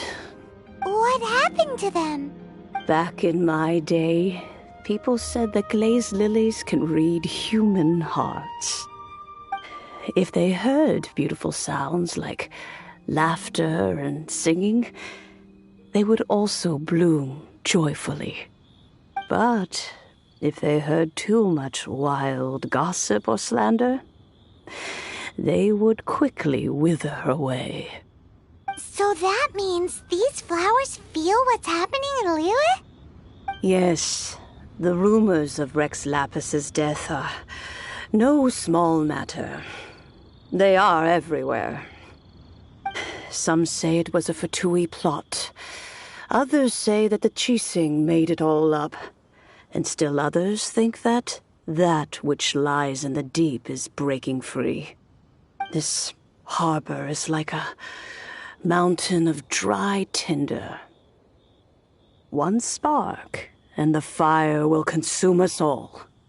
Well, I shall say no more. This old woman's grown too old and naggy. Did you have something to say, youngster? Ah, that old trinket. I remember it being here with me, but I've grown old. I can't quite recall where it is exactly. An old friend of mine used to wear it on his person, back when I was young. He saw me gazing at it often and gave it to me. But he told me then that if someone should come to borrow that bell, I should not be loath to part with it. It has been many years, and who knows how many times someone has come to borrow this bell. Still, though, I can't recall when it started. It's been a long time since anyone has come to borrow it. Oh, these old bones are so slow to look for things. I doubt you can wait that long. What a weird thing to be proud of. All right, children, there is no need to worry. I didn't place the bell very far away. Do you live near here, Granny? Whoa, but this is Eugene Terrace. It's gotta be expensive. Oh, an old lady like me can't afford to buy a place in this city. See this ceramic teapot? My entire household is in here. How does that work? What? There's no way Paimon would fit in there. And why do you need Paimon to go in anyway? Can't you just lift the lid and look inside? Oh, youngsters. I simply mean that the bell is somewhere inside this teapot, and you are quite welcome to borrow it, if you can find it. This Granny's so weird. What does she mean her whole household is in here? Is she playing with us? Aren't you youngsters in a hurry to find that bell? Hop to it, then. But be careful. I haven't cleaned this place up in a long time. If you were to get dirt on your beautiful clothes, it would take some work to clean up.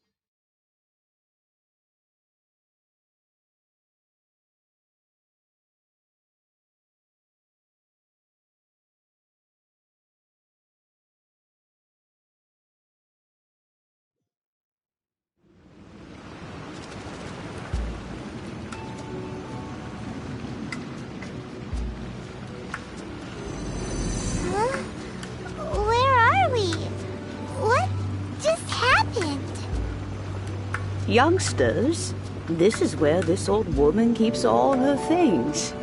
Quickly now, go fetch that bell. Whoa! That sounds like Granny's voice. So, this is her teapot? What's going on? Oh dear, so many cobwebs. It seems I really haven't cleaned it in a long while. Sorry to trouble you, children. please help an old lady clean up?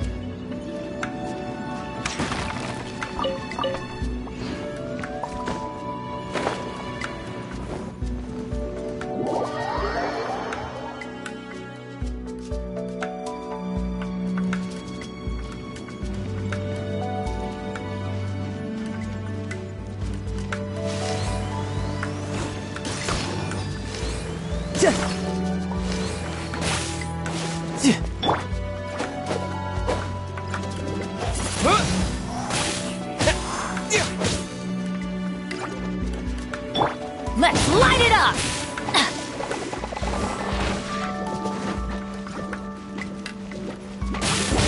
Off we go! One with nature. You're mine.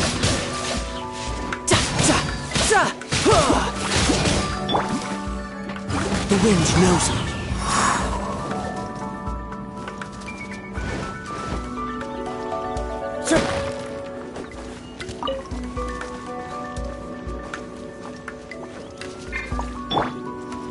Get out of here! Why do they never admit?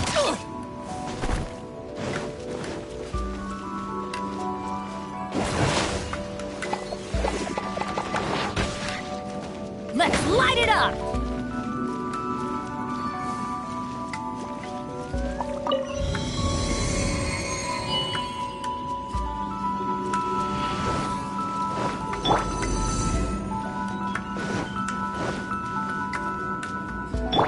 Did you notice? The cobwebs were made of elemental energy. How long has it been since Ray last swept this place? Wind and cloud. Get out of here!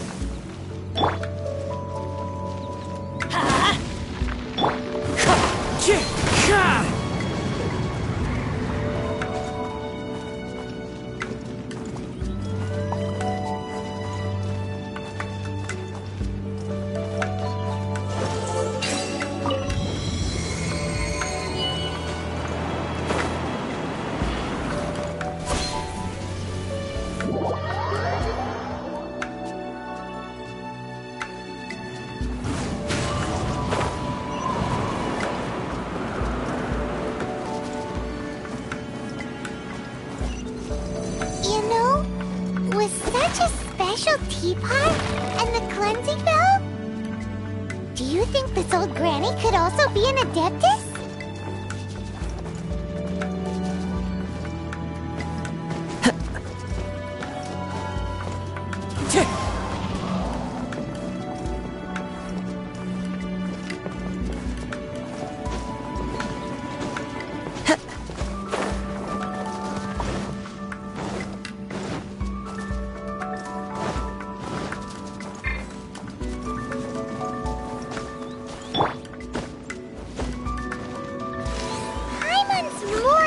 Convinced that she's an adeptus. But don't they all live in Jillian Karst? Why would she stay in the city?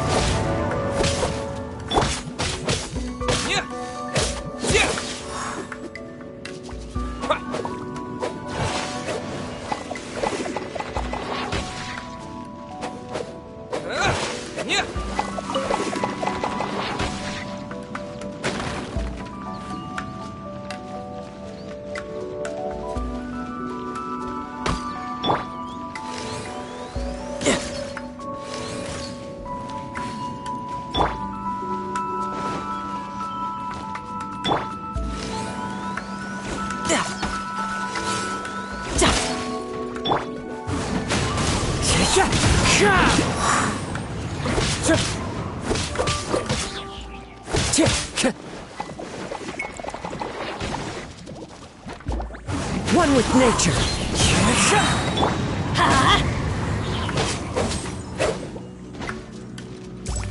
Let's light it up!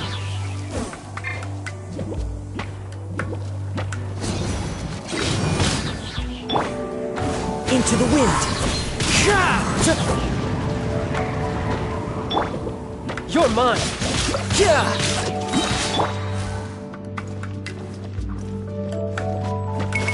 One with nature. Everybody stand back! Clouds high. The birds call. Wind strike.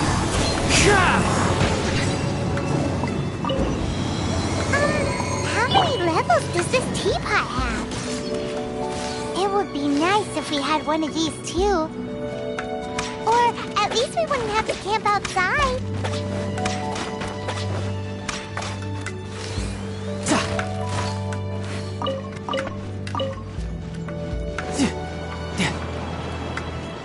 No time to lose.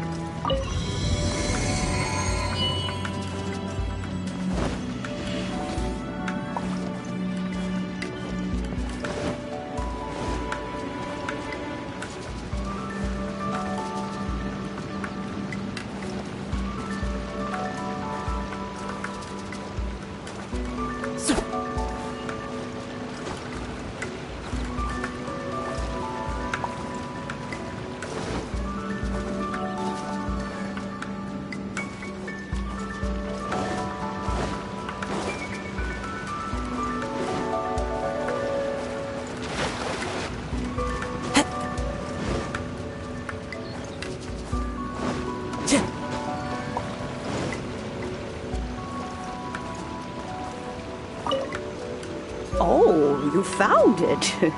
Youngsters are so quick on their feet. Oh, now, let me... All right, that'll do.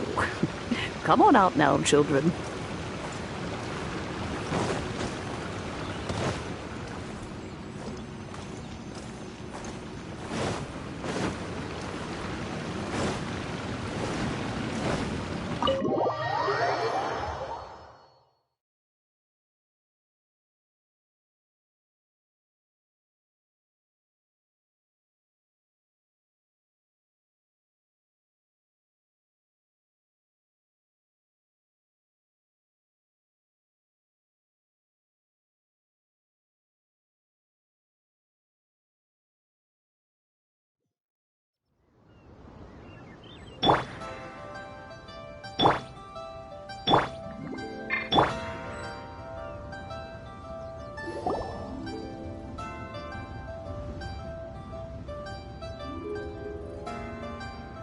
Oh, in and out in no time.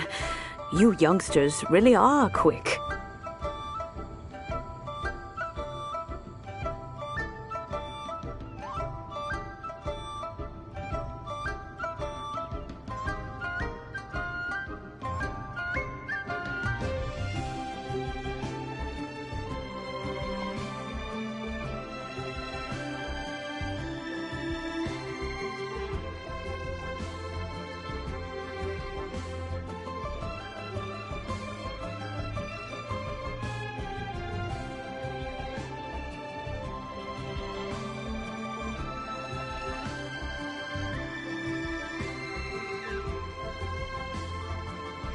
An adeptus.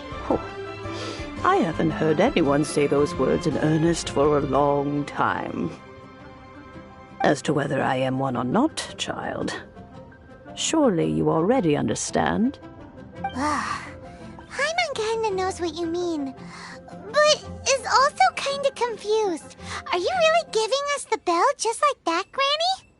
Don't you think it's weird? Something's just happened to Rex Lapis and then we come running up asking for it? Oh, don't be silly. Liyue Harbor has been through a great deal in its history. In that time, it has seen the departure of countless Adepti. But no matter what, we have always performed the rite of parting first before any other matters. To cry, "Catch the murderer," at the top of one's lungs, but ignore the rite of parting. That, to me, is what is wrong-headed. Now that you have come to borrow the bell, I guess that perhaps an old friend of mine has finally decided to take matters into their own hands. So, why would I be unwilling to lend you the bell? Hey! It belongs to Granny! We're supposed to return what we borrow! Oh, let you keep it. You really are a frank child. If you want it, you can keep it. But this bell gets homesick sometimes. Who knows? It might find its way back into these old hands. Well, you must have things to do. Since you have the bell, you should return. Oh, and do tell the person who sent you that if they have time, they can come over for tea. I don't have much to offer, but you can always count on an old lady for a pot of tea.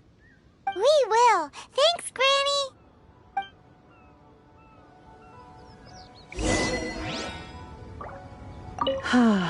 It seems my old friends just can't stand idly by anymore. Let's just hope nothing messy comes of this. This is a peaceful neighborhood.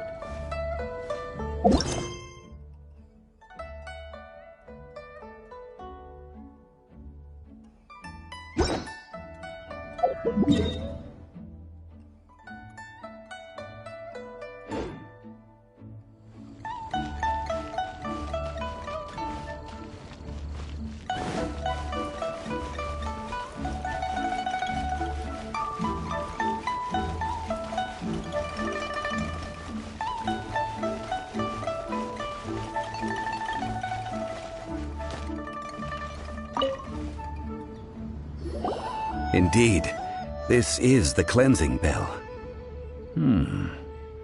It's in good condition. Let's place the perfume we've prepared inside.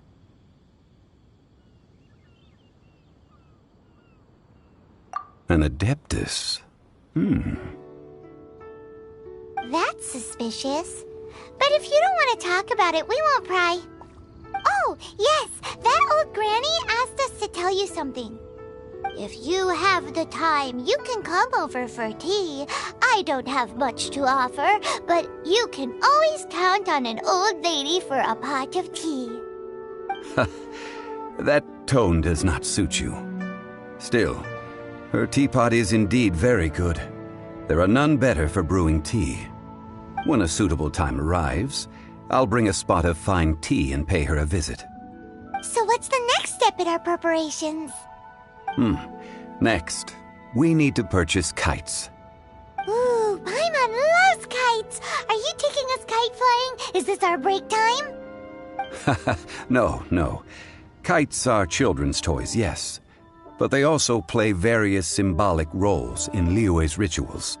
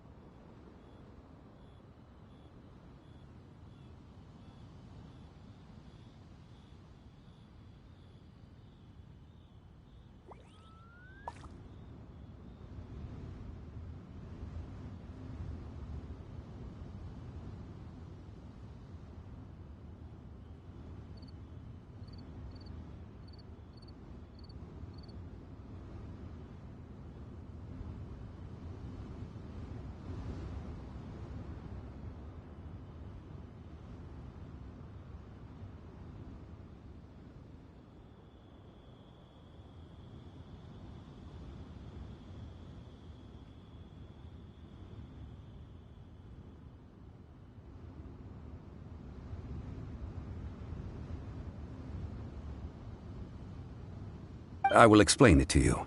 But our next course of action should probably be to purchase the kites first. Oh, sure. Curiouser and curiouser.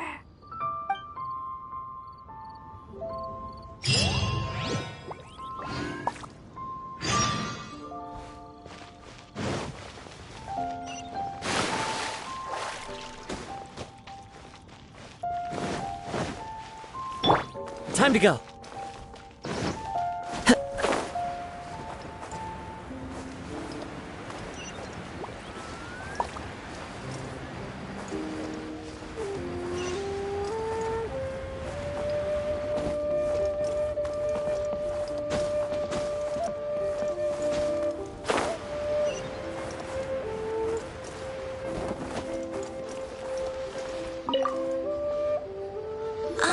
Sir, you're here. The 7 kites you asked for have been made to order. Would you like to take them now? Yes, thank you.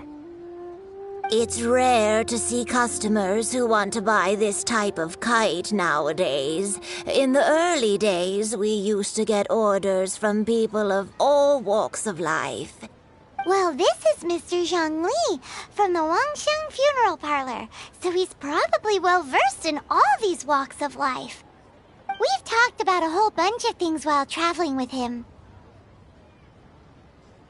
He seems to know Liyue's favorite topics, money and government, really well, but he likes talking about less useful topics instead. Well, that's because I prefer to share fun things with you. Children's toys are very fun things, that's for sure. I enjoy watching the children at play as much as anyone else, but there is more to it than that. Finely crafted toys are well loved by children, but this craft itself has been honed over thousands of years, and there is meaning behind that. I have made kites in Liyue for 40 years, and I am intimately familiar with the forms passed down from my ancestors. The meaning of these 7 kites is far from banal. Indeed. These are decorations used in the rite of parting. The 7 kites represent the 7. I took the liberty of coloring outside the lines when doing the insignia of the Animo Archon. As for the kite that honors the Geo Archon, one must follow the contract given right down to the last letter. These patterns are ancient, and you can also find them in the Golden House. Ah, Paimon's heard that name before. Huh? The design of this kite displays a firm grasp on the cyclicality and eternity so dear to the Electro Archon. These markings of tree and leaf pay due honor to wisdom and the passage of time. All this on a single kite. Truly astonishing. Justice flows across the surface of the waters. War rages like a flame. As does that which the Cryo Archon once... Yes. These details are masterfully done. The compliments of a learned man truly are pleasant. Well then, Granny Shen, I shall take these back with me. As for the payment... Well, allow me.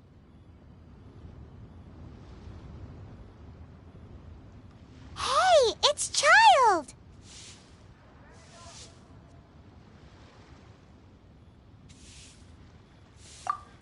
No way. I was just passing through.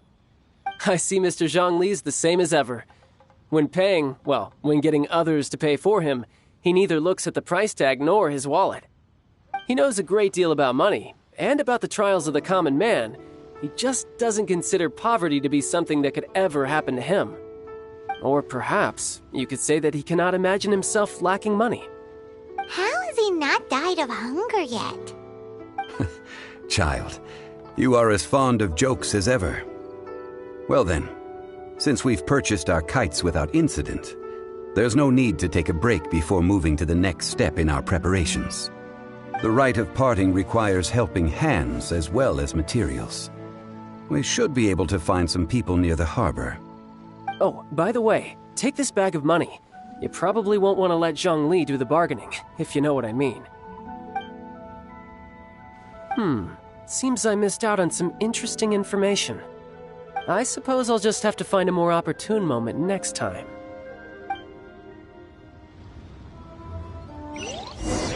Try luck betting on Jade?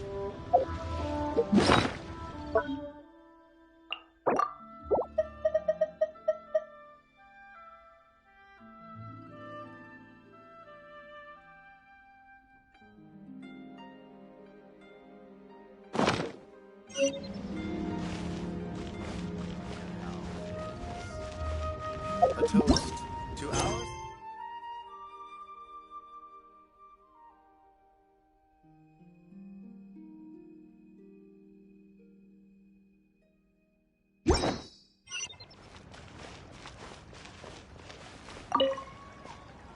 Hiring help? Sure. But let me just say first that I'm a reserve member of the Adventurers Guild. I take adventuring commissions, but I don't do anything clerical. Adventure? Venturing into the mountains to capture a few crystal flies seems adventurous enough. That's not hard. Almost a bit too easy for a reserve adventurer. Never mind. I'll only charge you 15,000 Mora. What say you? A most fair price.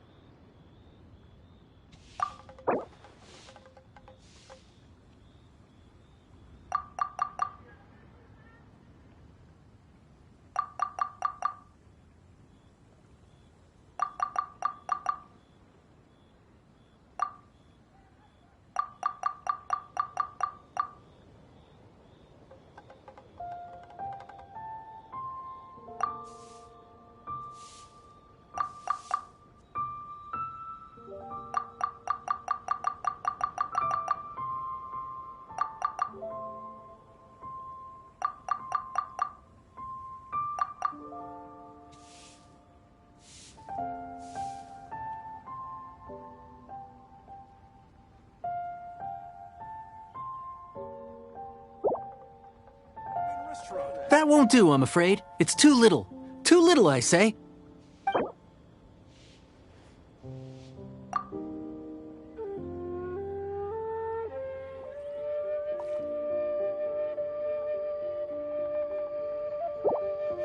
Let's see. No, go higher, or I'm not doing this.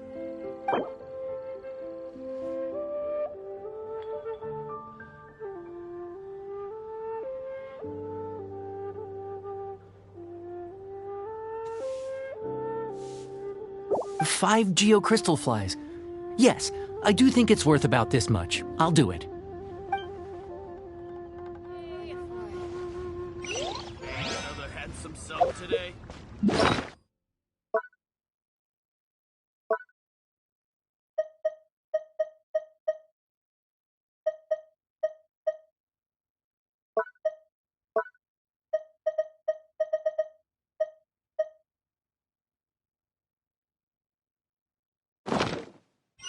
Cheap and tasty chop suey!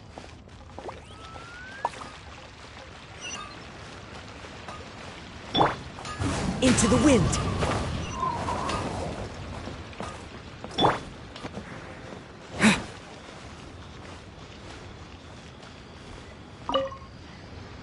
Oh, help? Sure. I, Tick, always put in 100% effort into everything I do. Of course, there'll be a premium if you want me to give 110%. So what's the job? Let me see. We are still missing some wooden implements over at Yujing Terrace. They aren't uncommon objects, so I didn't make any special preparations for them. No problem. That'll be 20,000 Mora for a single trip. How does that sound? Done.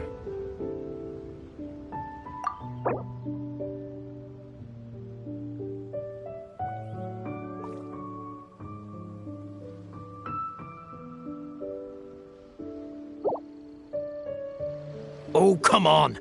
That's too little.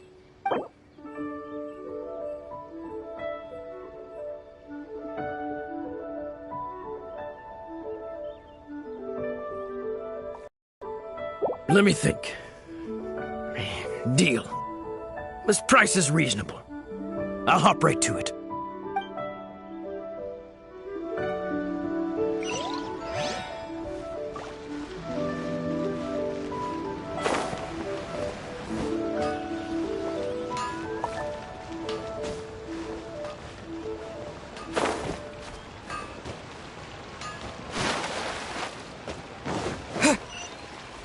Should I save this money or invest it?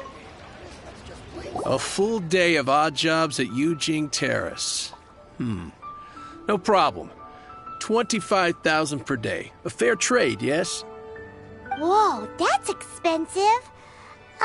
Could you give us a bit of a discount on account of the whole Hero of Mondstadt thing? Hero of Mondstadt? Never heard of them. Well, you may never have heard of this hero, but it seems you've heard of Mora nonetheless. Thus, I will simply pay the whole sum.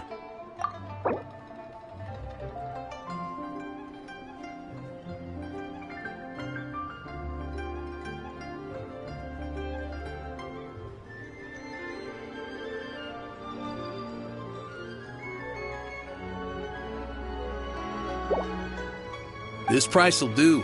No loss to me for a day's work.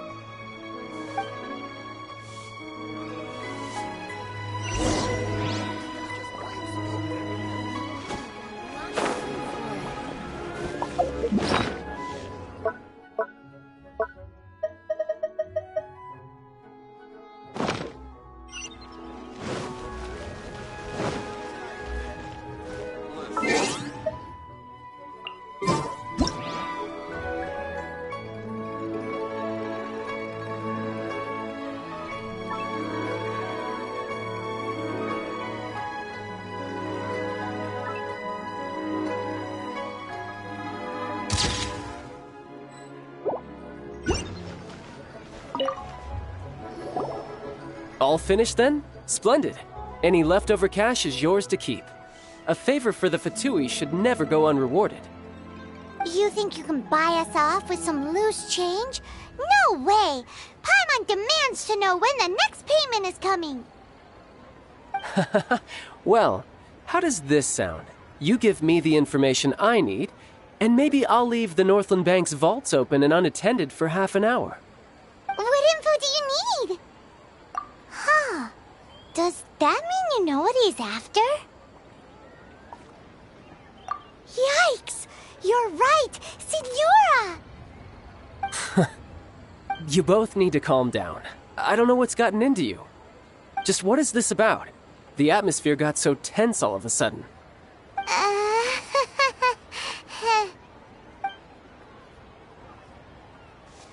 Next, we need some everlasting incense. For this, we need to go to Boo Boo Pharmacy, the finest pharmacy in all of... Is everything okay? Everything is fine. I was just informing them that they need not return the surplus Mora. Now, if you'll excuse me, I must be going. Paimon definitely felt like Child wasn't happy with us just now.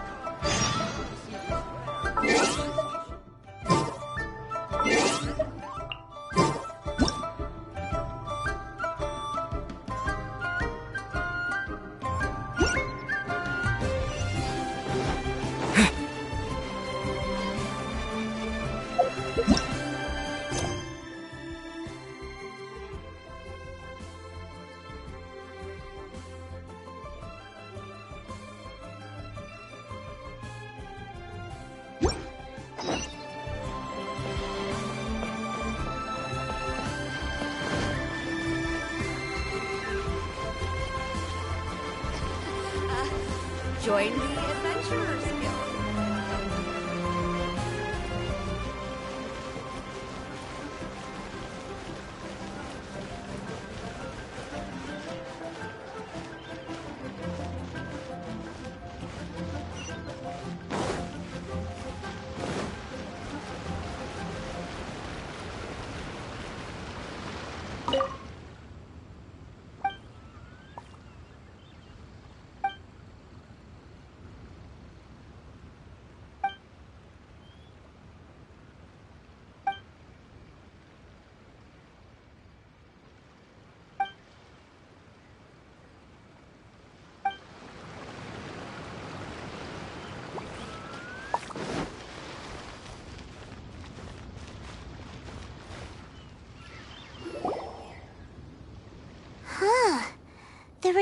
reception is deserted. And it seems kinda spooky in here. Hello? Is anybody there? Welcome to Boo Boo Pharmacy. Huh? Did you hear that? Where did it come from? The reception, it seems. How about you go check it out, and Paimon will bring up the rear.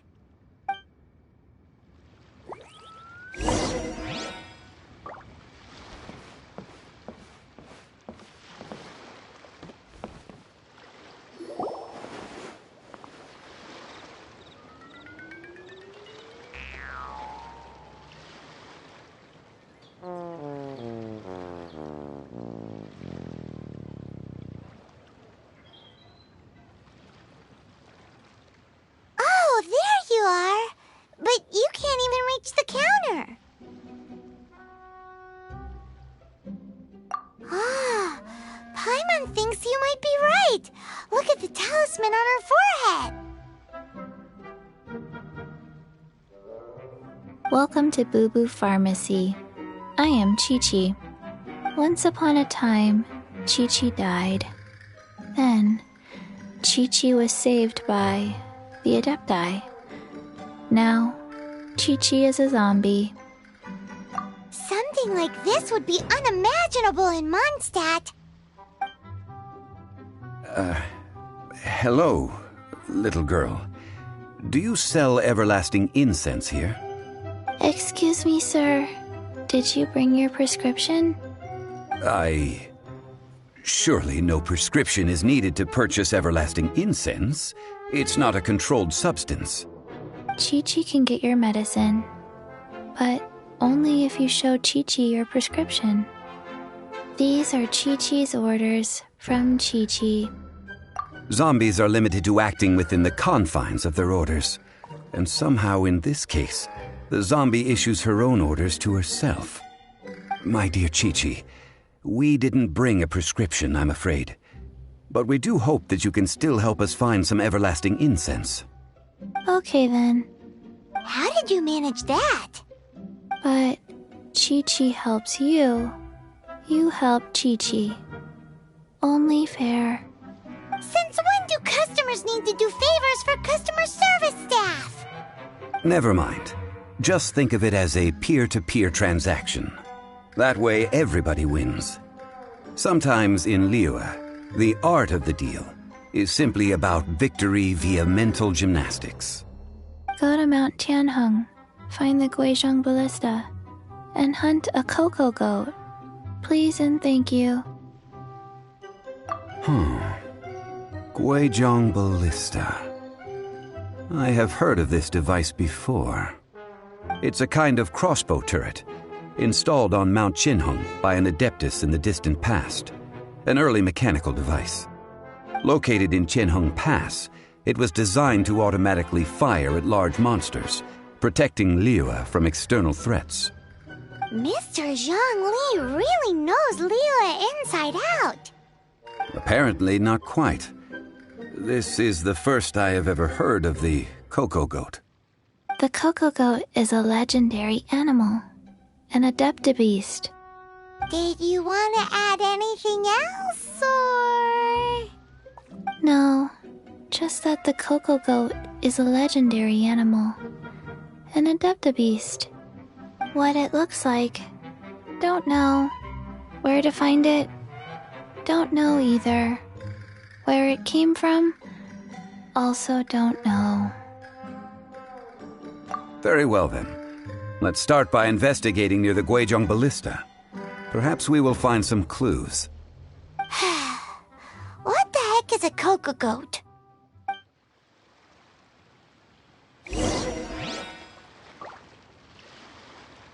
Cocoa goat. Go find it.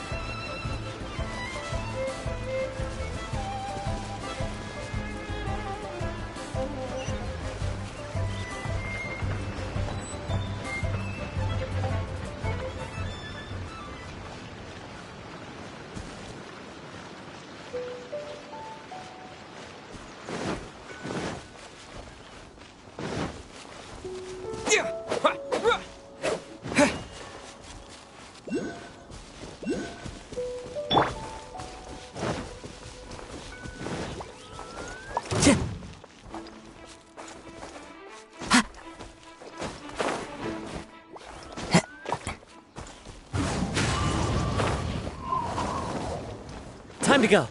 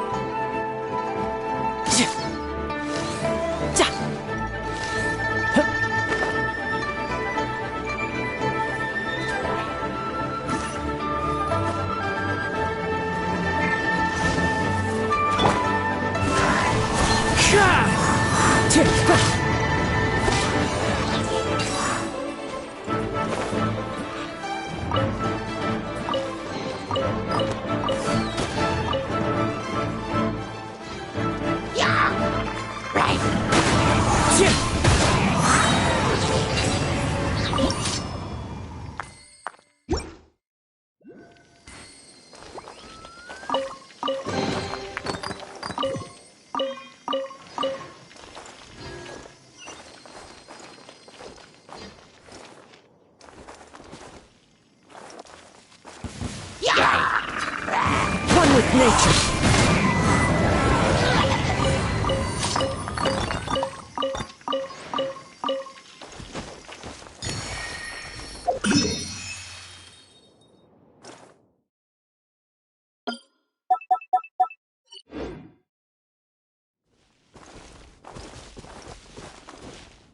Into the wind.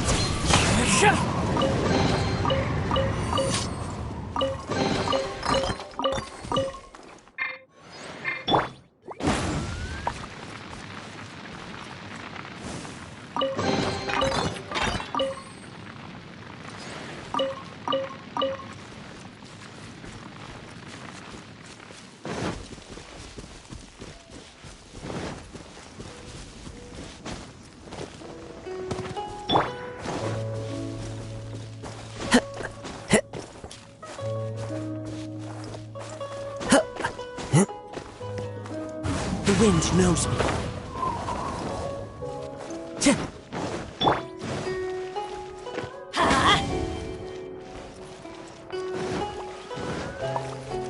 Adventure time!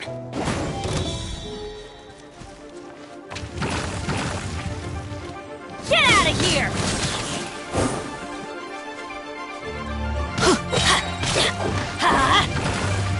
I'm going in! Fallen leaves, adorn my night!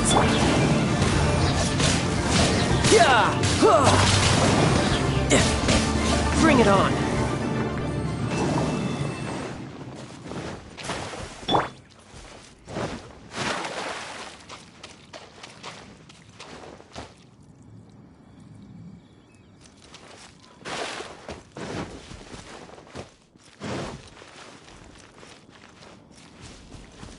Off we go!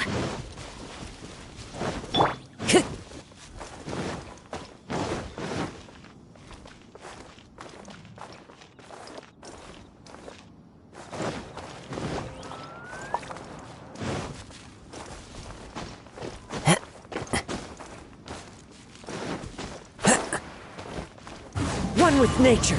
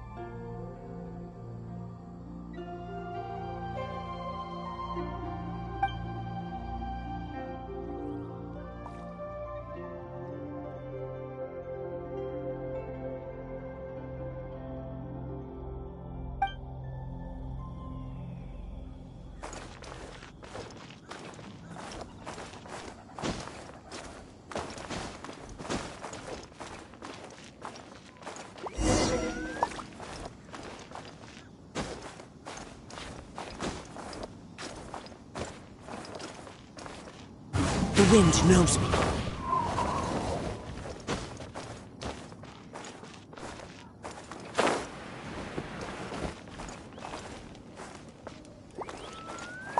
Into the wind.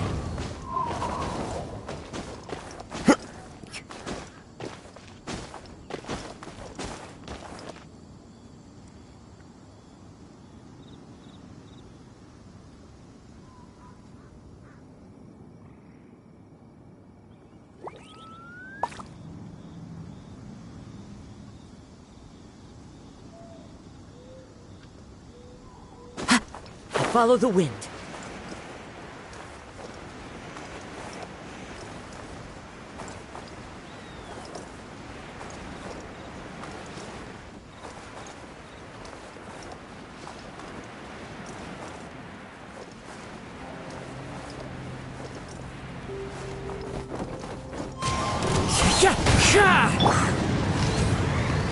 Yeah! You can run, but you can't.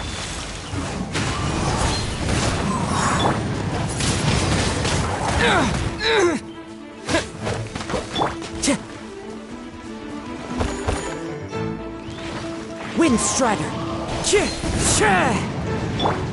Let's light it up!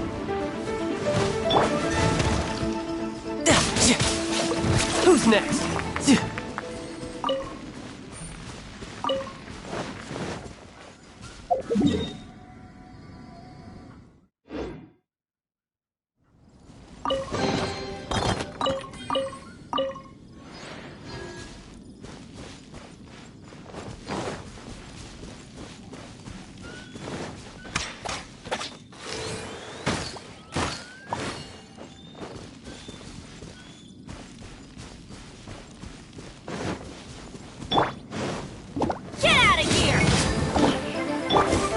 One with nature.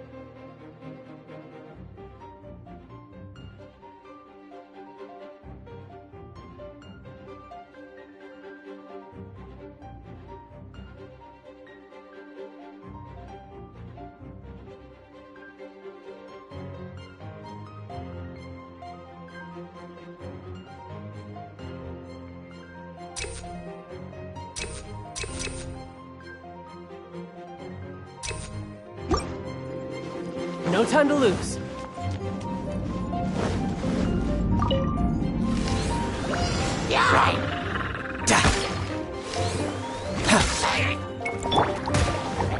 Everybody stand back! The wind knows me.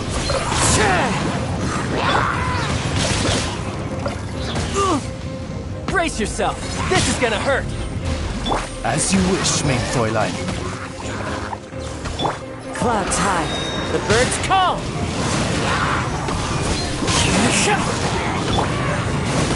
Let's light it up!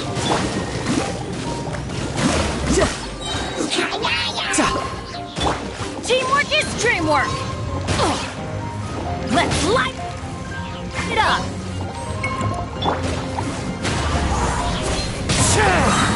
As one with wind and cloud.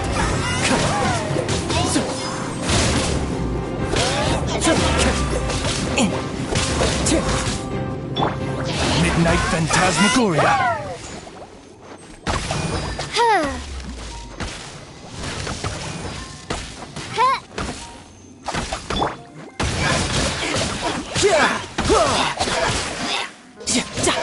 Who's next?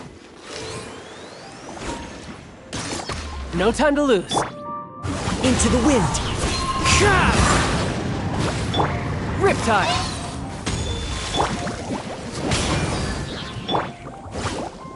The wind knows me. Odds revealed, I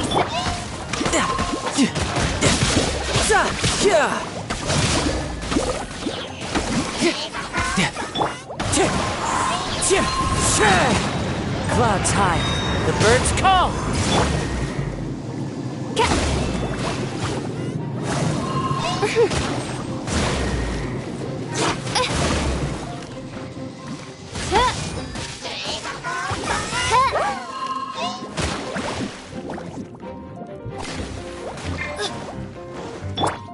Into the wind.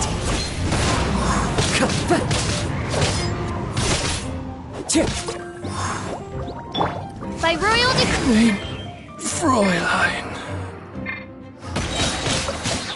Let your guard down.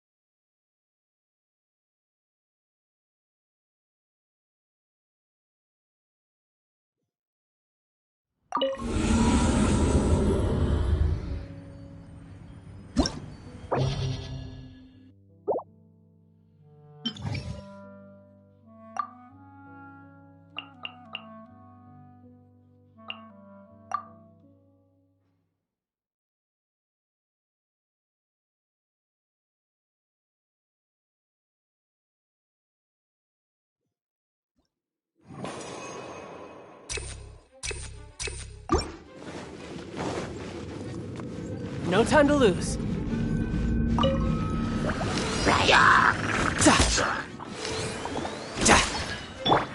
The wind knows me.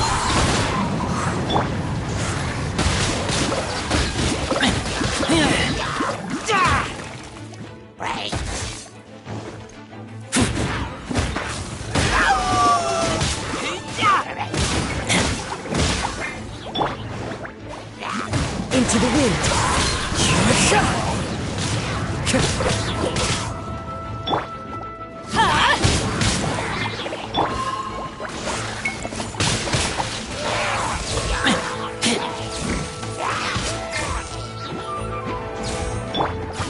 One with nature. Everybody stand back! Keep back! Tidal wave. Brace yourself. This is gonna hurt.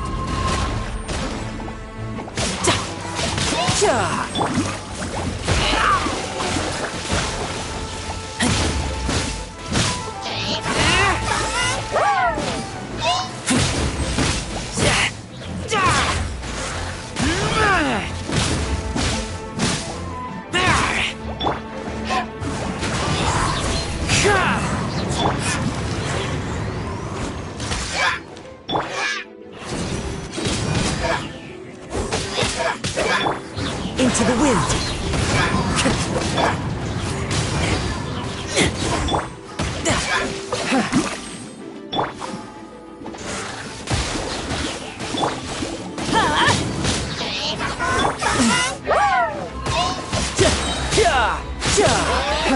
You can run, but you can't hide.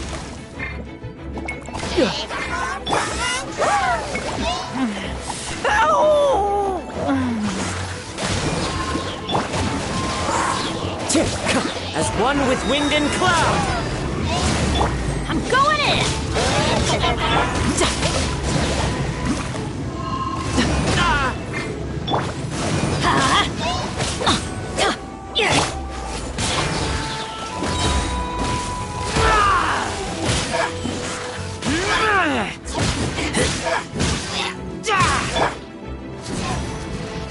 Didn't see that coming. You're mine. One with nature.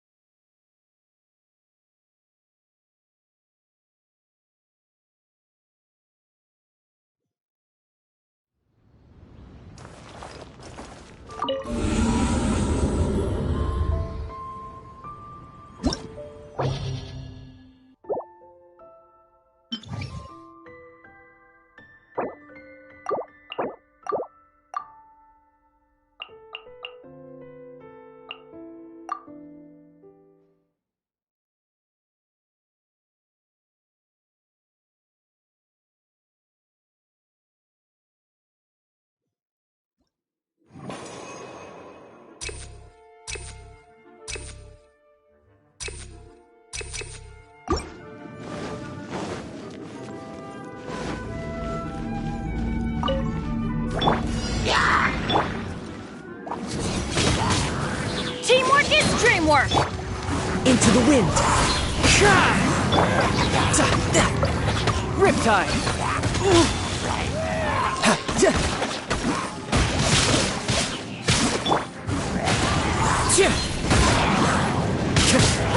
Wings of darkness! Come, sever night from day!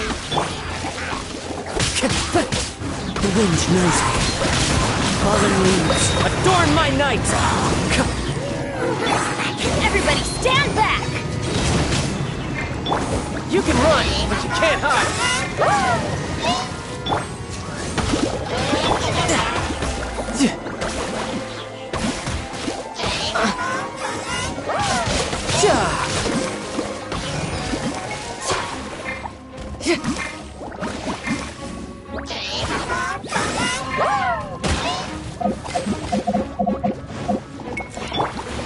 One with nature. Midnight Phantasmagoria. As one with wind and cloud. Riptide. No time to lose. Into the wind.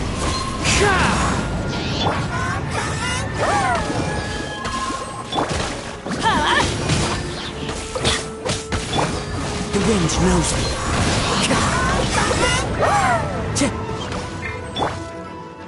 Teamwork is dreamwork!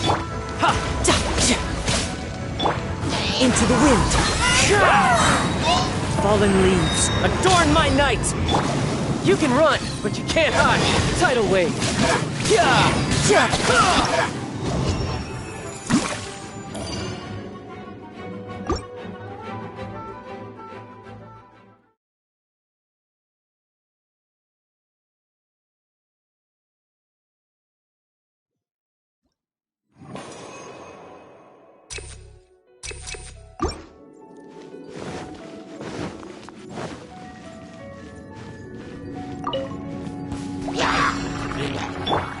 The wind knows me.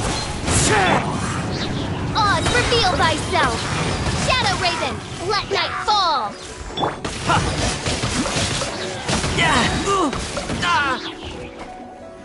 Riptide.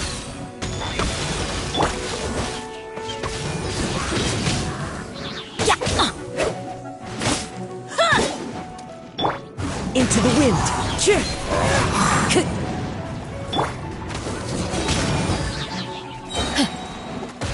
Everybody stand back! The wind knows me.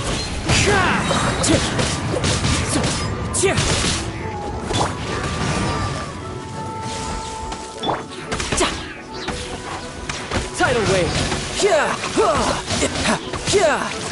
Shouldn't let your guard down.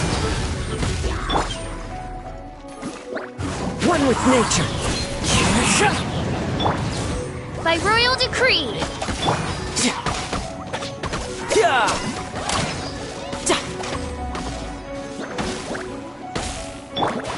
Get out of here!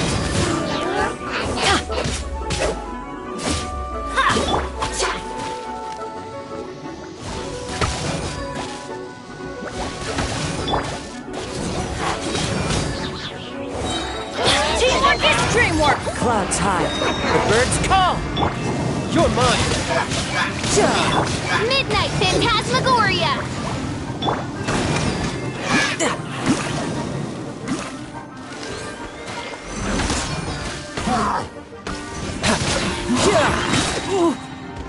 Brace yourself! This is gonna hurt!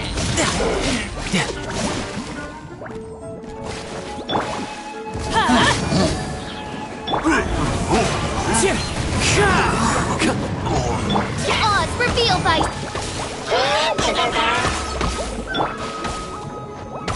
Into the wind.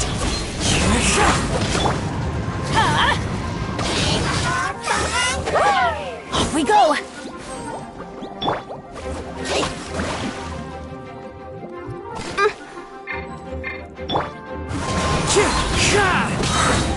As one with wind and cloud. Time to go.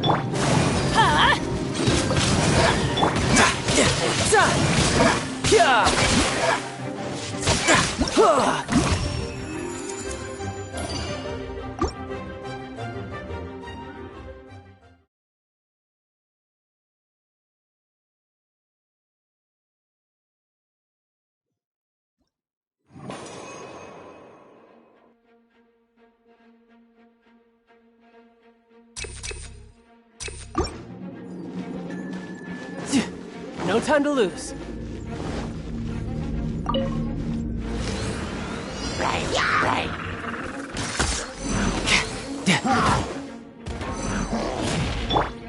The wind knows me.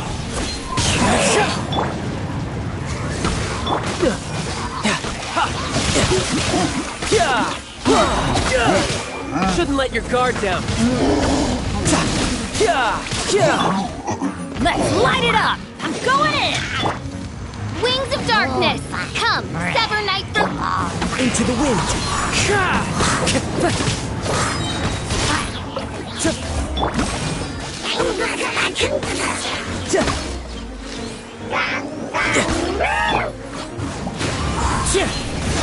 Oh, goodness gracious! Clouds high. The birds call. Get out of here! You're mine! Brace yourself! This is gonna hurt!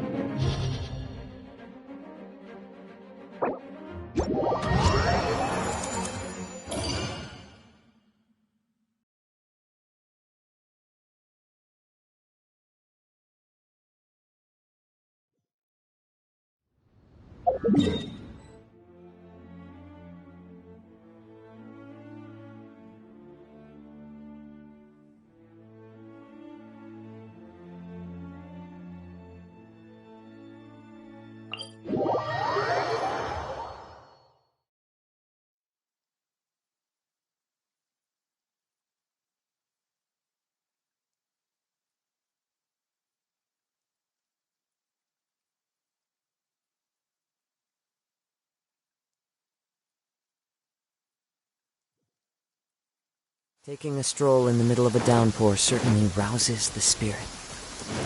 But it's best to dry your clothes as soon as possible after the rain stops.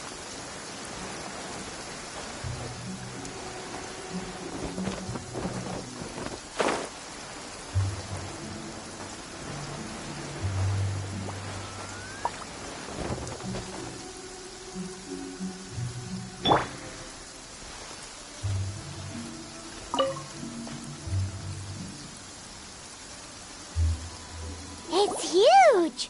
Paimon can totally believe it took an Adeptus to build this. But how do you operate this thing?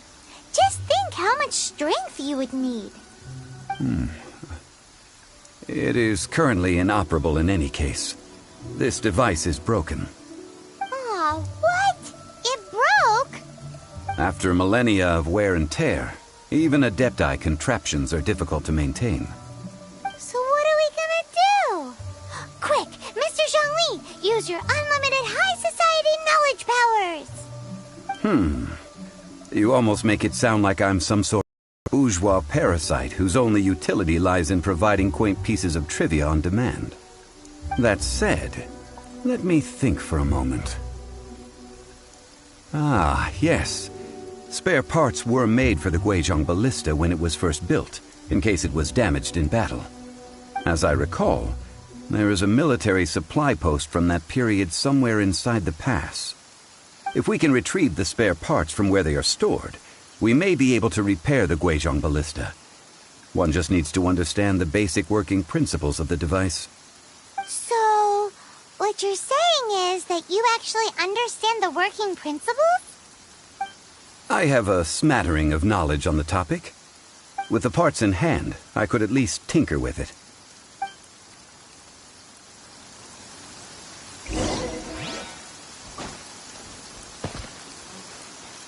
Where is that supply post? Here, post...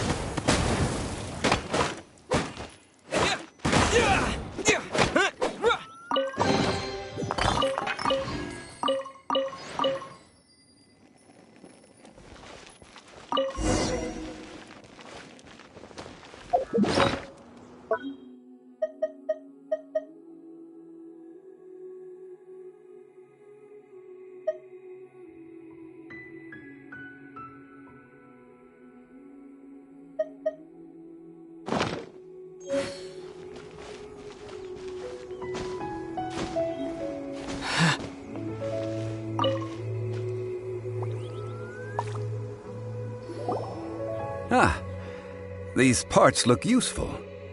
One moment. I will try to repair the device. It is done. The Guizhong Ballista is more intricately designed than I thought. Ooh! Now how do we turn it on? It's easy enough. We simply need to do this. Look, it even has a scope. Over here we have... nothing. And over there... more nothing.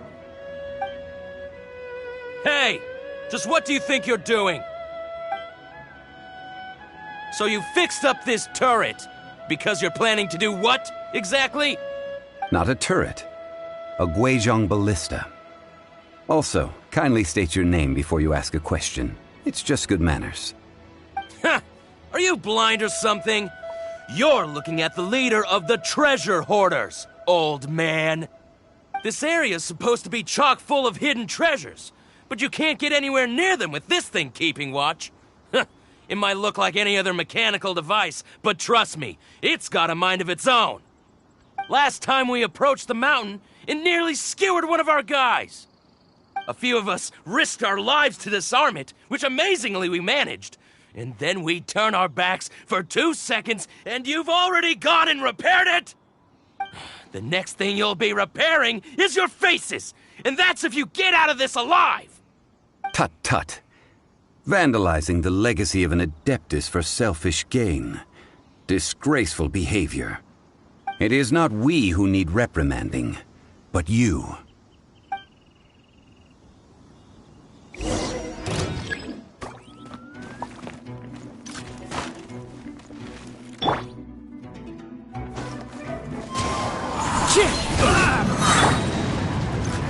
With the wind!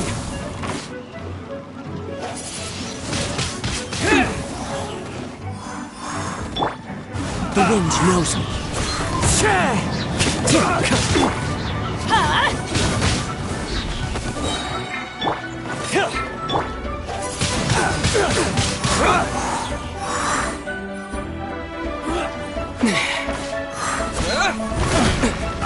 I messed up. Should replace my hammer.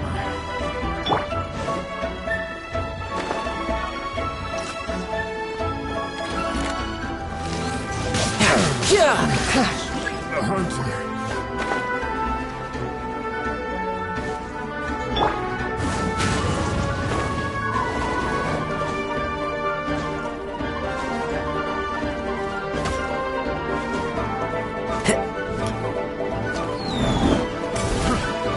Tingle has a little taste.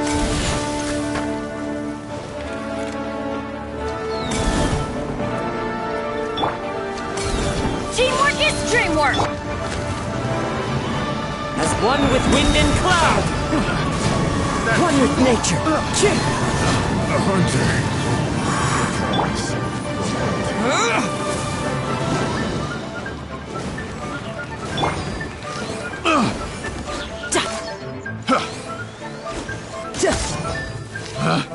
Picked the wrong test subject.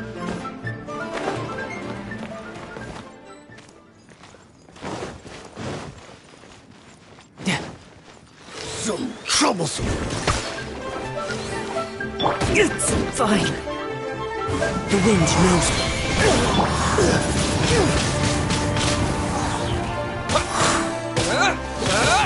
Want a taste of my hammer?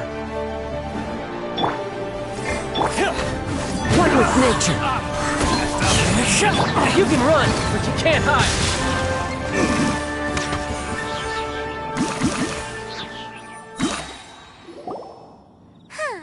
These lowlifes didn't know who they were messing with. Troubling ourselves over this rabble is not worth the time. We should focus on our contract with Chi-Chi. Oh, yeah, that! So we've got the Guizhong ballista working, but where's our Coca goat? A search using the Guizhong ballista revealed no significant life forms nearby, save for the usual wildlife. What's more, a contraption built using Adeptus technology should have no trouble detecting an Adeptabeast, as Chi-Chi put it. Which means... A Paimon wouldn't go that far. We did something positive, right? We won't solve anything while standing here and racking our brains. Let's return to Boo Boo Pharmacy, explain that we could not find a Coco Goat, and review our next step. Good idea. We did our best, and that's what counts.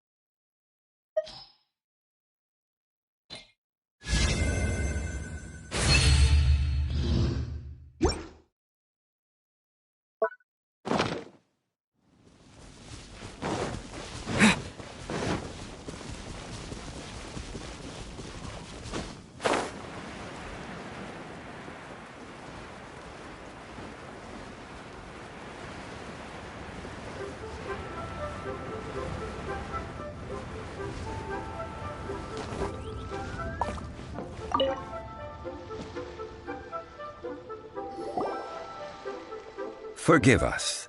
We were unable to fulfill our end of the contract. We found no trace of the Cocoa Goat Adeptabeast of which you speak. What a disappointment. Don't worry about it. But I feel very disappointed. Aw, poor Chi-Chi. Why does Paimon feel so guilty all of a sudden? Cocoa goat milk is tasty. So tasty. Much better than normal goat milk. Only an Adeptabeast could make such tasty milk. I'm sorry. I have a poor memory. I cannot remember the name of the milk. That's why I wrote it down. Where did I put it? Ah, here. This is the name. Coconut milk. Huh? I owe you both an apology. I hastily agreed to what appeared to be an equitable agreement with this zombie child, when perhaps I should have undertaken further due diligence. Never mind, Zhongli. You didn't know. As the Liyue proverb goes, all things are random and, so how are you supposed to predict anything? Literally no one could have seen this coming. Excuse me, everyone. Did Chi-Chi say a bad thing? Oh, sorry, but Paimon's gonna leave the job of shattering this poor kiddo's world to you.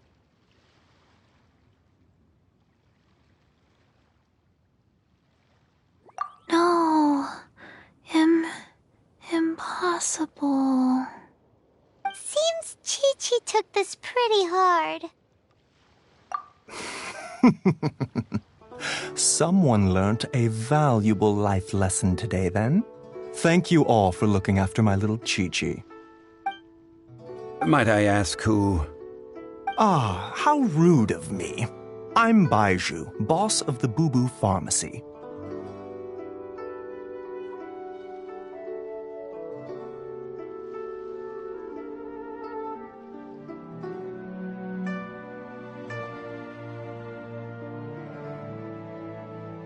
Paimon thought Chi-Chi was the boss.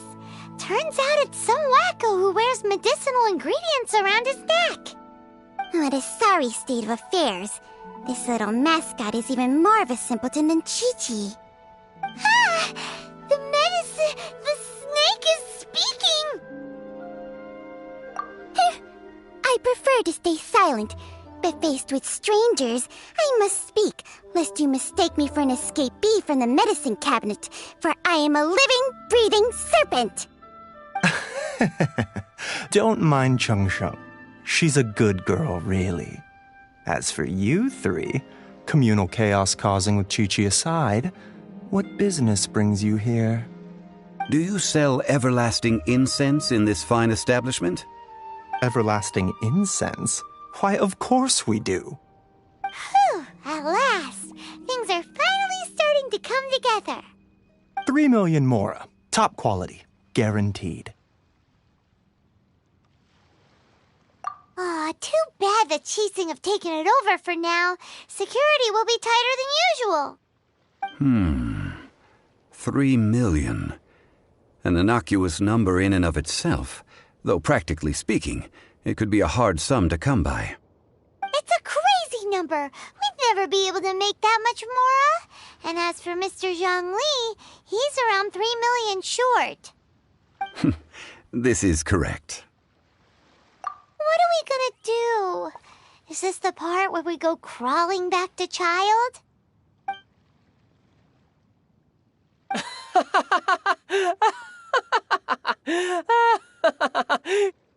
Cocoa Goat!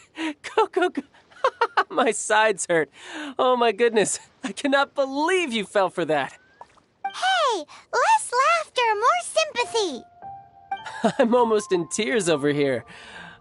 Thank you. That was the best laugh I've had in a long time. In return, I'm more than happy to sort out this mess you've managed to get yourselves into. Excuse me, sir. Dr. Baiju, isn't it? Truly honored. I'm Child, one of the Fatui Harbingers. Forgive my audacity, but I see a great many opportunities for us to collaborate in the future. If Boo Boo Pharmacy needed a stable supply of, say, coconut milk, the Fatui could help by setting up a robust and speedy distribution network. Strange. I knew the Fatui infiltrated businesses with seductive deals, but so much fuss over coconut milk? Coconut milk. Baiju, quick. Chi-Chi wants coconut milk. Ah, yes, of course, Chi-Chi. Anything you want. Thank you, child. I look forward to a successful collaboration in the future. I can give you a discount on that everlasting incense, too. Let's say 2,990,000 Mora. That's like 0 difference from 3 million! 2,990,000. Also an innocuous number in and of itself, though practically speaking, it is a whole 10,000 less than the original sum of 3 million. Well, now that this is settled, we must head back to Yujing Terrace. Mr. Child, Dr. Baiju, Little Miss Chi-Chi, see you soon.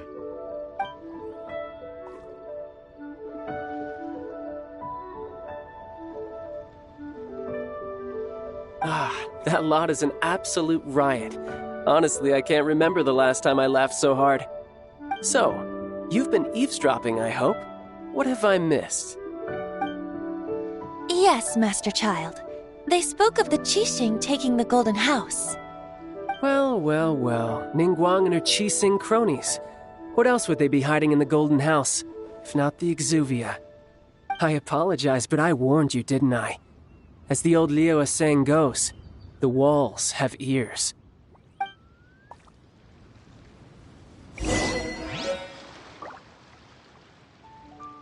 This is good. There will be coconut milk from now on. Yes, it's good.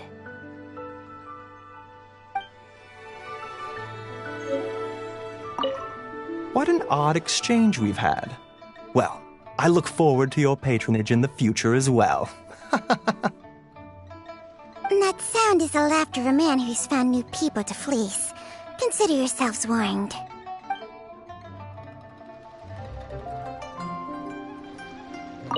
What an odd exchange we've had.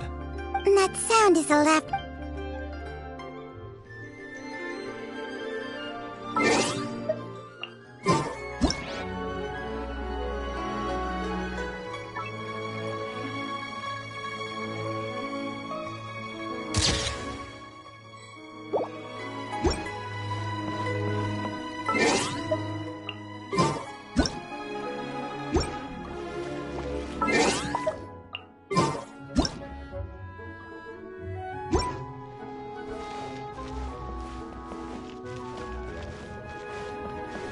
Windblade!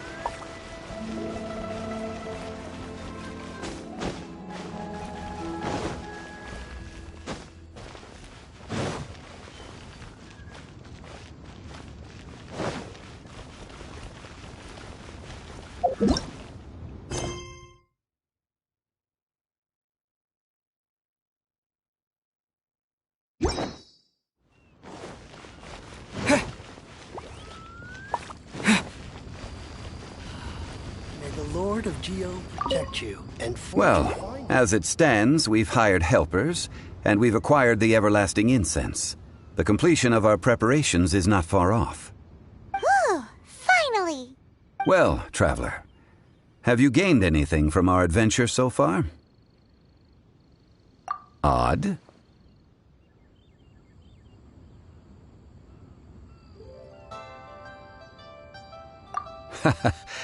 Which is it, I wonder?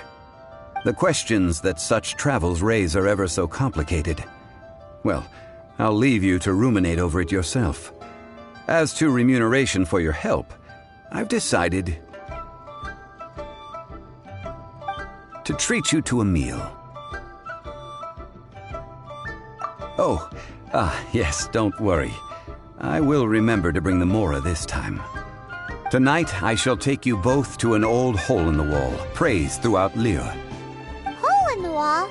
As in a cool restaurant? Indeed. Let us meet near the harbor, at third round knockout.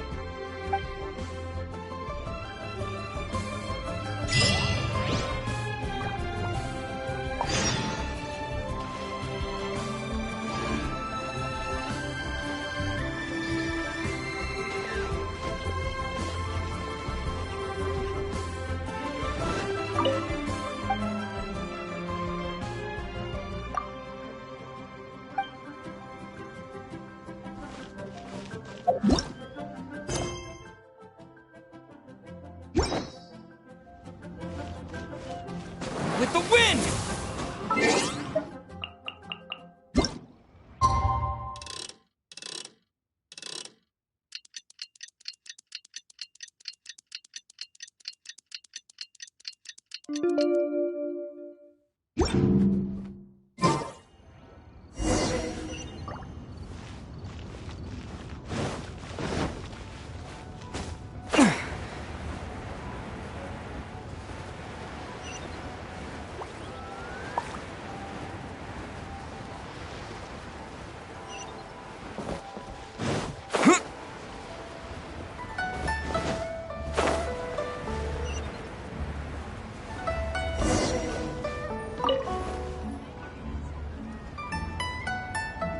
Ah, you're here.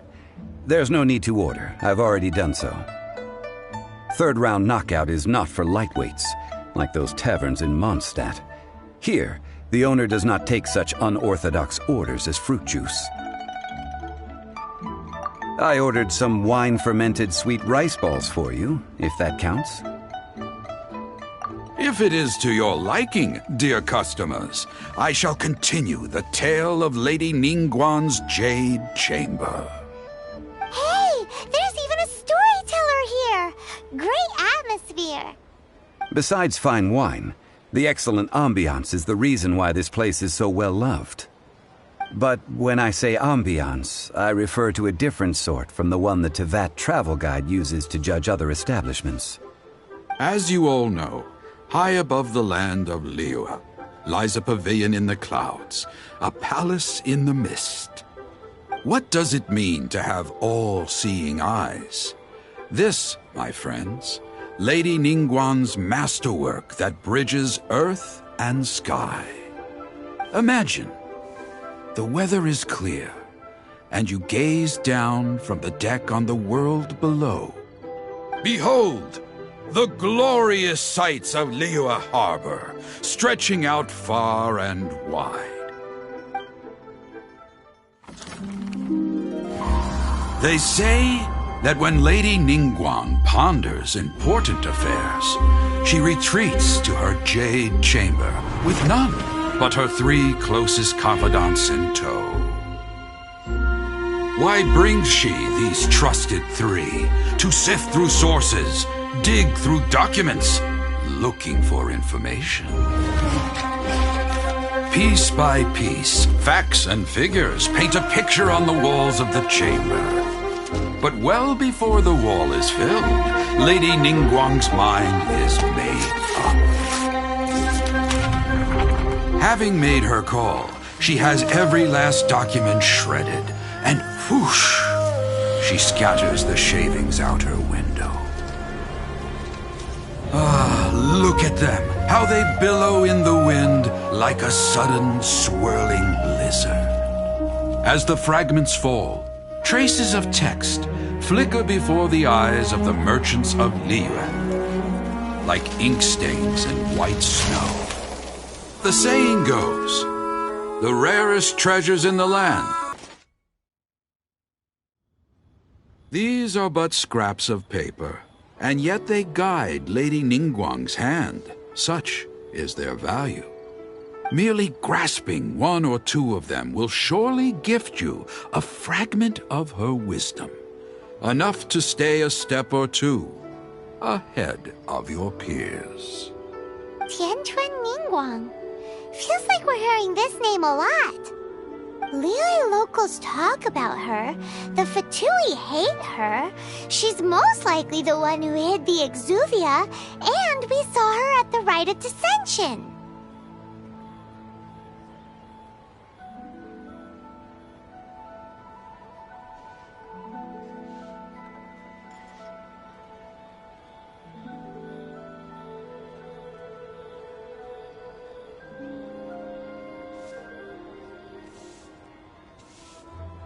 Huh.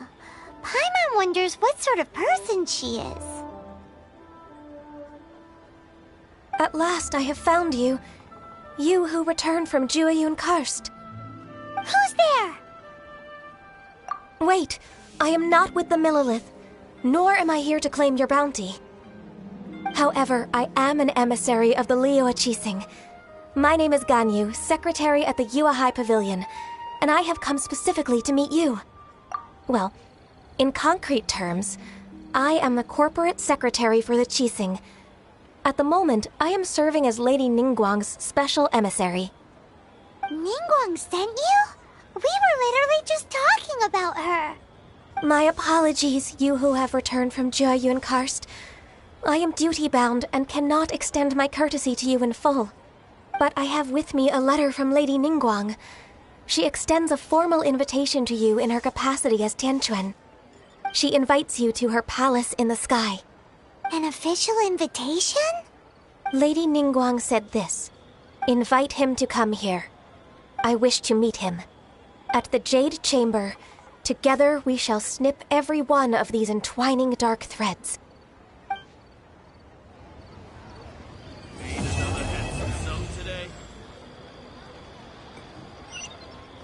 A toast. And with that, the emissary who called herself Ganyu just disappeared. But we've received an invitation from the Liyue Chising. Paimon still can't believe it. We'll be meeting people that have way more money than Paimon could ever count. We should be on our best manners. An invitation to visit the Jade Chamber is a rare honor indeed. You'd best be on your way now. But don't forget about the rite of parting. Once you've finished at the Jade Chamber, meet me at Dihua Marsh. Don't worry, we won't forget. Dihua Marsh. We'll see you there.